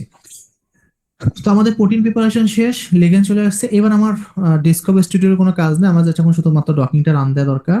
তো ডকিং আমি এইটাও সব সফটওয়্যার এগুলা কেটে দিতে পারি, এগুলা কোনো কিছু কাজে লাগবে না। ডকিং রান দেওয়ার জন্য একটা সফটওয়্যার আছে, সেটার নাম হচ্ছে পাইরেক্স। ওকে, সো আমাদেরকে এই পাইরেক্স সফটওয়্যারটা ওপেন করতে হবে। আমরা ডাবল ক্লিক করে পাইরেক্স সফটওয়্যারটা ওপেন করি। পাইরেক্স যে সফটওয়্যারটা দেখবেন ডেস্কটপে আছে, এটা একটু কাইন্ডলি আপনারা ডাবল ক্লিক করে ওপেন করবেন। একটু সময় নিতে পারে।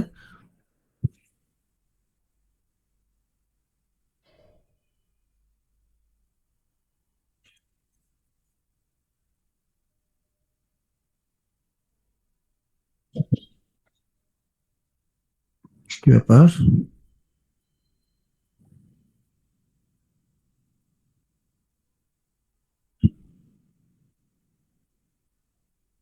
ডাবল ওপেন হয়ে গেছে।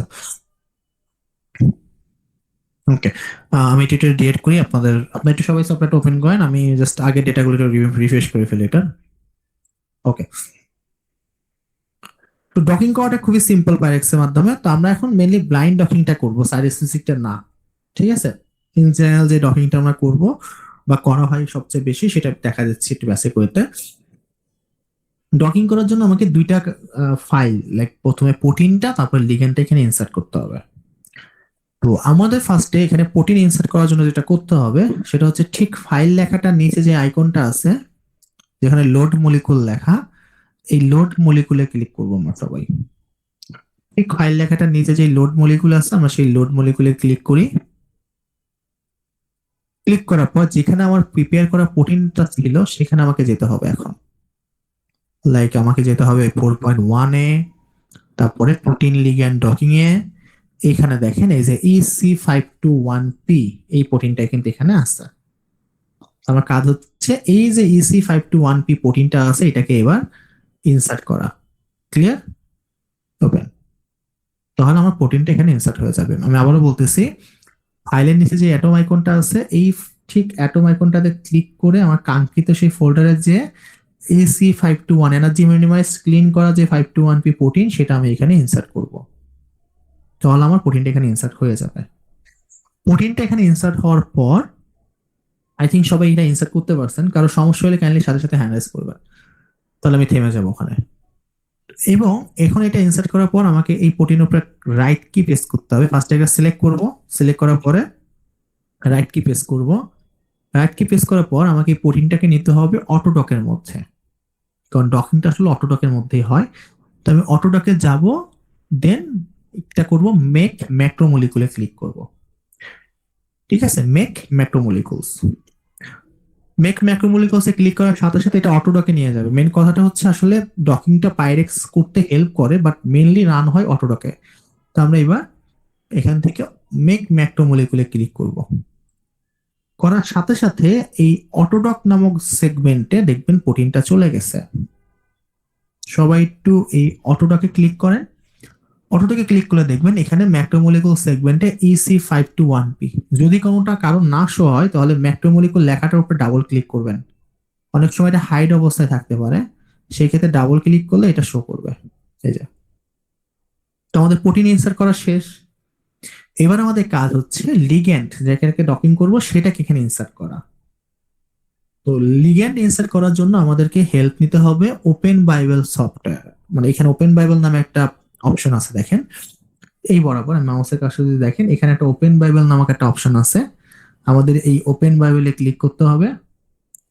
ওপেন বাইবেলে ক্লিক করার পর এই সোজাসুজি যদি একটু ডান দিকে যান, এখানে দেখেন একটা সবুজ কালারের প্লাস আইকন আছে। একটা ছোট্ট সবুজ কালারের একটা প্লাস আইকন এখানে আপনারা দেখতে পাবেন। এখন আমাদের কাজ হচ্ছে এই মানে একটা বক্স মানে টেবিল, সেই টেবিলের সাথে একটা ছোট্ট কালার সবুজ প্লাস আইকন। আমি মাউসটা এখানে রাখতেছি, একটু খেয়াল করেন। এখন আপনার কাজ হচ্ছে এই সবুজ কালার আইকনটাতে ক্লিক করা। ক্লিক করে এবার আপনার আবার ওই ফোল্ডারে যেতে হবে। এই যে ডে 4.1 এর ভিতরে যে এখানে এবার আপনাকে লিগ্যান্ডটা সিলেক্ট করতে হবে, মানে কনফর্মার 3D CID 5280443।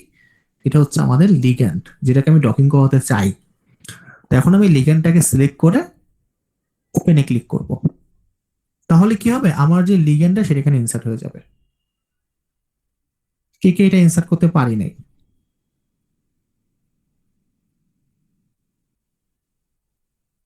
Very good. এখন আমাকে এই লিগ্যান্ডের সাথে দুইটা কাজ করতে হবে। একটা হচ্ছে আমি এই লিগ্যান্ডে যে আইডিটা লেখা আছে 5280443, এই বক্সে মাউস টেনে রাইট কি প্রেস করব। রাইট কি প্রেস করব করে একটা অপশনাল স্টেপ আছে, সেটা হচ্ছে এনার্জি মিনিমাইজ সিলেক্টেড। এটা না করলে হয়, বাট করলে মোটামুটি ডকিংটা একটু ভালো হয়। এটা না করলে যে খুব বেশি সমস্যা আছে তা না। এবার আপনারা এই মিনিমাইজ সিলেক্টেডে ক্লিক করবেন। এইটার উপরে রাইট কি প্রেস করে মিনিমাইজ সিলেক্টেডে ক্লিক করবেন। তো মিনিমাইজ সিলেক্টেডে ক্লিক করলে যেটা হবে, এখানে এরকম একটা বার আপনার সামনে আসবে। তো এটা বাই ডিফল্ট যা আছে তাই রাখবেন এবং ওকেতে ক্লিক করবেন। তাহলে আপনার এই লিগ্যান্ডটার এনার্জিটা মিনিমাইজ হয়ে যাবে। যদি দরকার হয়, না হলে দরকার মানে এটা অপশনাল স্টেপ, করলে কিছুটা রেজাল্ট ইমপ্রুভ হয়, বাট এটা না করলে যে খুব বেশি সমস্যা তা না। তো আমি কি করলাম, জাস্ট একবার রাইট কি প্রেস করে মিনিমাইজ সিলেক্টে ক্লিক করছি। সেকেন্ড বার কাজ হচ্ছে এটাকে অটোডকের মধ্যে নিয়ে যাওয়া, মানে এইবারে নিয়ে যাওয়া। এটার জন্য আমরা যেটা করব, আমরা এখানে আবার রাইট কি প্রেস করব এন্ড আমি এখানে লিখব মানে সিলেক্ট করব convert selected to AutoDock ligand PDBQT। Convert selected to AutoDock ligand PDBQT।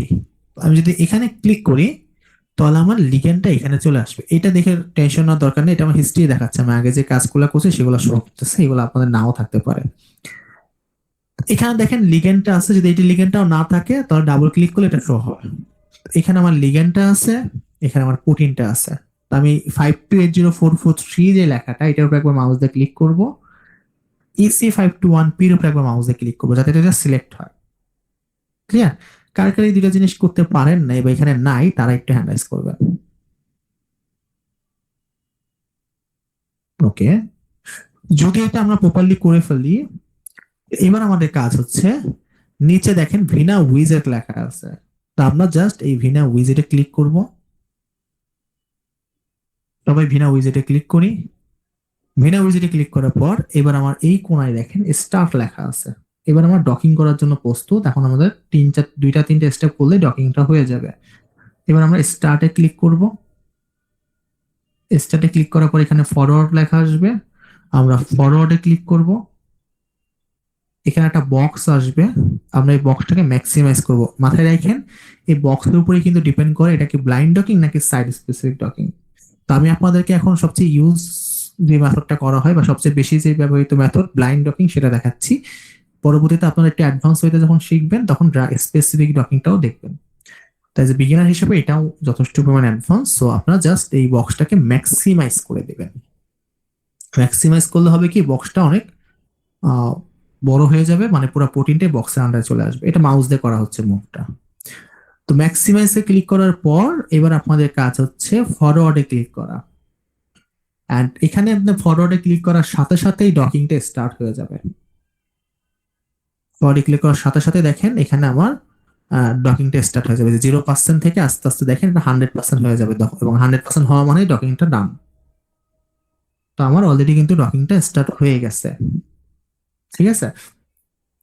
তো এটা যখন 0% থেকে 100% যাবে তখনই আমার ডকিংটা কমপ্লিট হবে। আমি ল্যাপটপে করতেছি, ল্যাপটপটার কনফিগারেশন এটা খুব একটা ভালো না। এটা আমার পিসি হলে হয়তো এখন হয়েই যেত 1 সেকেন্ডে, আপনাদের একটু আগে পরে হইতে পারে, এটা কনফিগারেশন উপর ডিপেন্ড করে।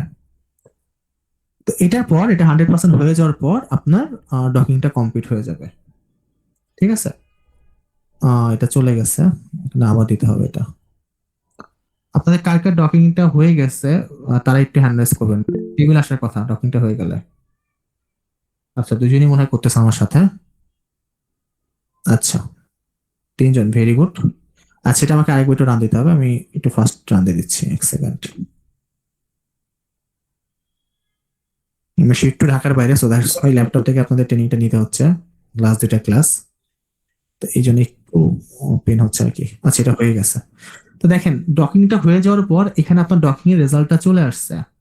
আপনার ডকিংটা কিন্তু অলরেডি কমপ্লিট এবং ডকিং রেজাল্টও জেনারেট হয়ে গেছে। এখন আপনার কাজ দুইটা, এক হচ্ছে এই ডেটা টেবিলটা সেভ করা আর এই ডকিং এর ফাইলটা সেভ করা, মানে স্ট্রাকচারটা সেভ করা আর ডেটা রেজাল্টটা সেভ করা, এই হচ্ছে দুইটা কাজ। তো এই রেজাল্ট টেবিলটা সেভ করার জন্য যেটা করতে হবে, যেখানে ক্লিক করে লিগেন্ড ইনসার্ট করছিলেন সবুজ কালার প্লাস আইকন, ঠিক সেই বরাবর দেখেন একটা সেভ আইকন আছে, এই যে মাউস এই বরাবর প্লাস, তারপরে ক্রস, তারপরে টিক, তারপরে সেভের আইকনটা।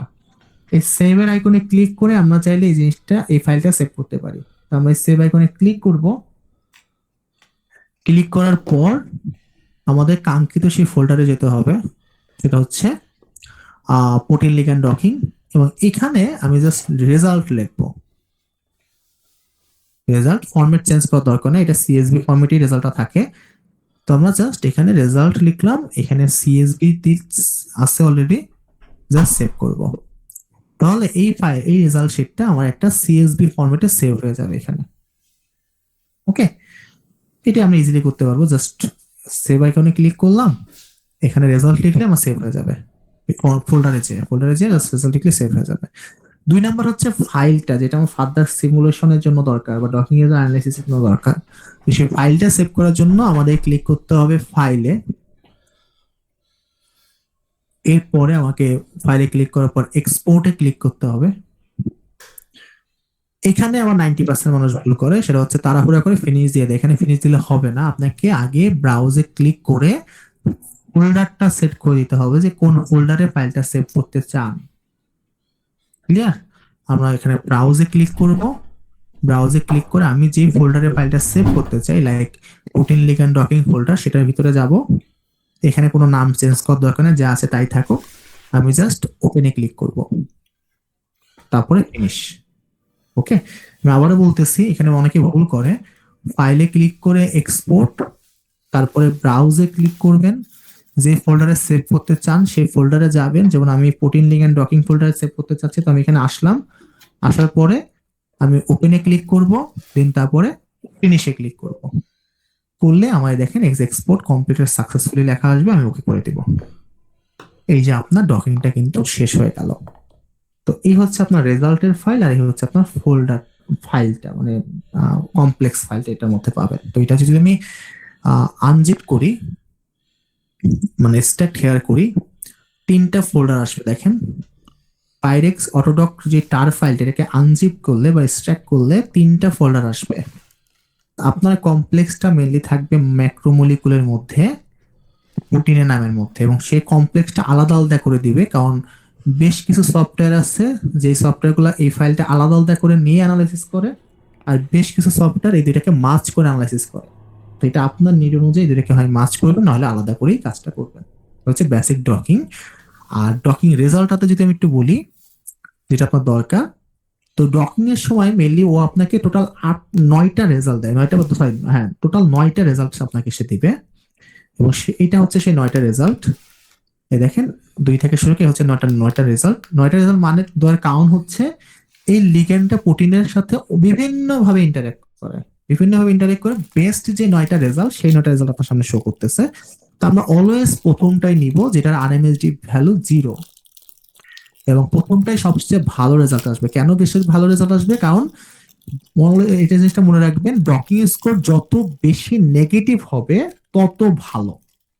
এটা মূলত বাইন্ডিং অ্যাফিনিটিটা বোঝায়, যে একটা লিগ্যান্ড যখন প্রোটিনের সাথে বাইন্ড করে তাহলে সেই পরিমাণ এনার্জি রিলিজ হয়, সেই এনার্জির পরিমাণটা কতটুকু।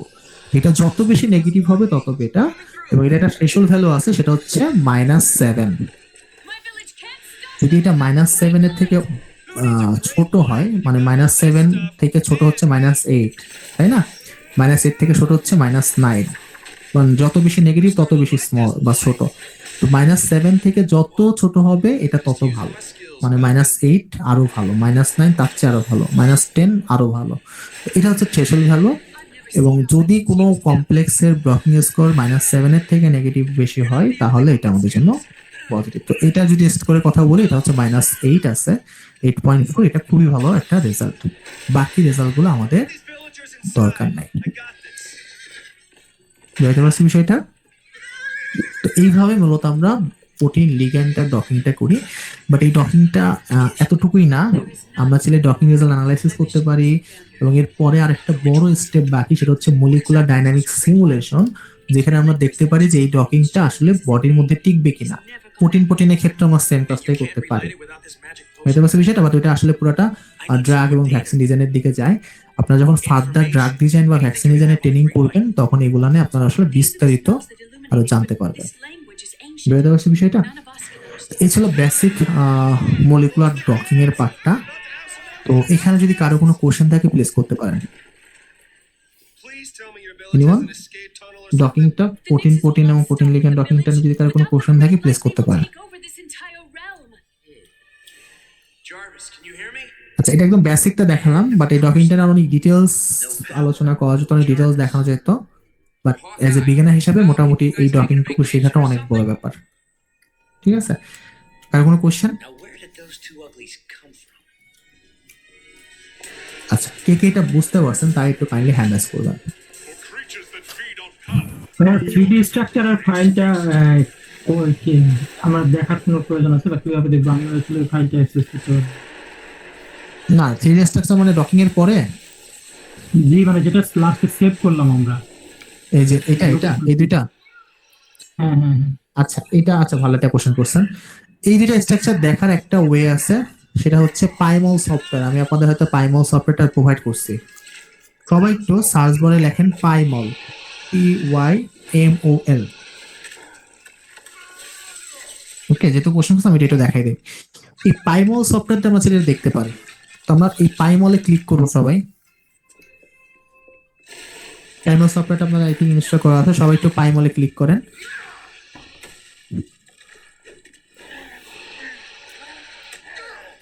ওকে, পাইমল নাই, হয়তো আছে।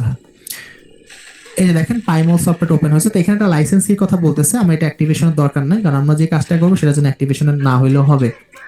আমরা ক্রস করে দিই।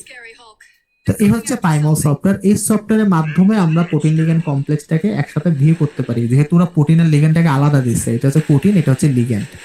যেটা করতে হবে একটু মনোযোগ দিয়ে শোনেন, আমাকে দুইটা ফাইল একসাথে সিলেক্ট করে তারপরে পাইমলে ড্র্যাগ এন্ড ড্রপ করতে হবে, এতটুকুই কাজ। কিভাবে?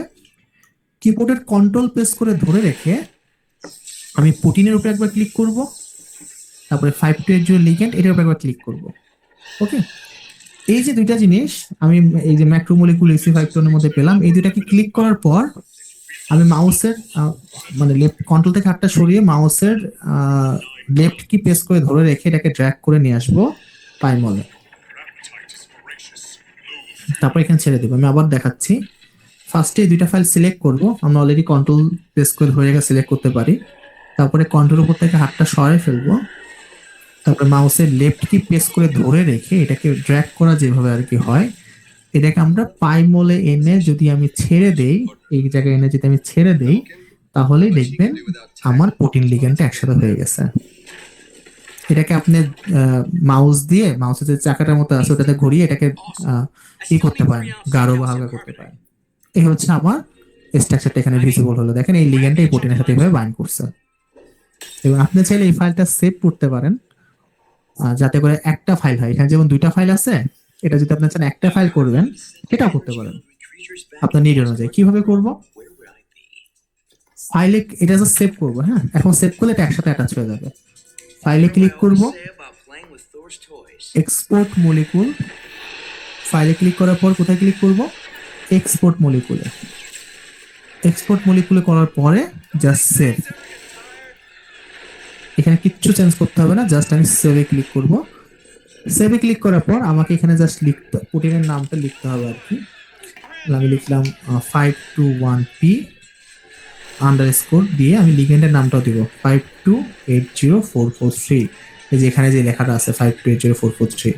ওকে, তো আমি কেন প্রোটিনের লিগ্যান্ডের নামটা পাশাপাশি লিখলাম? যেহেতু আমি কমপ্লেক্স বানাচ্ছি, তো আমি যেন ভুলে না যাই যে আমি আসলে কোন লিগ্যান্ড আর কোন প্রোটিন নিয়ে কাজ করছি। দ্যাটস আমি প্রথমে প্রোটিনের নাম লিখলাম 521P, তারপরে লিগ্যান্ডের নাম লিখলাম 5280443।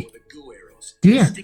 এবার আমার কাজ হচ্ছে এটাকে সেভ করা, বাট তার আগে অবশ্যই ফরম্যাটটা দেখে নিতে হবে। আমরা সবসময় ফরম্যাটটাই ভুল করি, তো আমাকে অবশ্যই সেভ অ্যাজ টাইপে ক্লিক করে এখানে PDB লিখতে হবে। PDB মানে প্রোটিন ডেটা ব্যাংক ফাইল। তো আমি এখানে অবশ্যই PDB-টা সিলেক্ট করব, দেন তারপরে সেভ। তাহলে দেখবেন আমার এখানে কিন্তু এই দুইটা কম্বাইন ফাইলটাও চলে আসবে, এবং কম্বাইন ফাইল আবার ডিসকভার স্টুডিওতে ওপেন হয়। মানে এই দুইটা আলাদা আলাদা ফাইল পাইমলতে ওপেন করতে হয়, আর একসাথে করে ফেলার পর আপনি এটা চাইলে ডিসকভার স্টুডিওতেও ডাবল ক্লিক করে ওপেন করতে পারবেন। এই যে বুঝতে পারছি বিষয়টা? এটা আপনার সুবিধা মতো, কারণ কিছু সফটওয়্যার এটা সাপোর্ট করে, কিছু সফটওয়্যার আবার আলাদা আলাদা ফাইল সাপোর্ট করে। মুহতাদি ভাই বুঝাতে বললাম?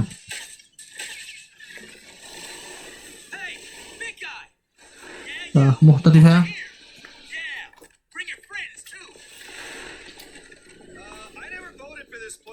আমার কথা শোনা যাচ্ছে? সাফিয়া আপু শুনতে পাচ্ছেন কথা? জি ভাই। ওকে, এটা ছিল বেসিক ডকিংটা। যারা ড্রাগ আপনাদের মধ্যে অনেকে ড্রাগের ক্লাস করছেন, হয়তো তারা হয়তো ডিটেলস জিনিসটা দেখছেন, তো আস্তে আস্তে আপনারা এই জিনিসগুলো আস্তে আস্তে শিখতে পারবেন আর কি। এটা ছিল লেভেল 4.1, যেখানে মিললে আমি প্রোটিওমিক্সের পার্টটা কভার করলাম, এবং এখন আমি একটা শর্ট ব্রেকে যাব, আর ব্রেকের পরে মিললে আমি 4.2 যে পার্টটা আছে সেটা একটু দেখবো। সেটা হচ্ছে হাইপোথেটিক্যাল প্রোটিন, মানে আমরা যা যা শিখলাম সেটাকে কাজে লাগিয়ে আমরা একটা ছোট্ট প্রজেক্ট করার চেষ্টা করবো, যাতে এই ইনফরমেশন গুলো একদমই ভুলে না যান। তার জন্য আপনাদের অবশ্যই আমাদের যে ফাইলটা ছিল 4.2, এই ফাইল একটু কাইন্ডলি সবাই ডাউনলোড করবেন এখন, ঠিক আছে?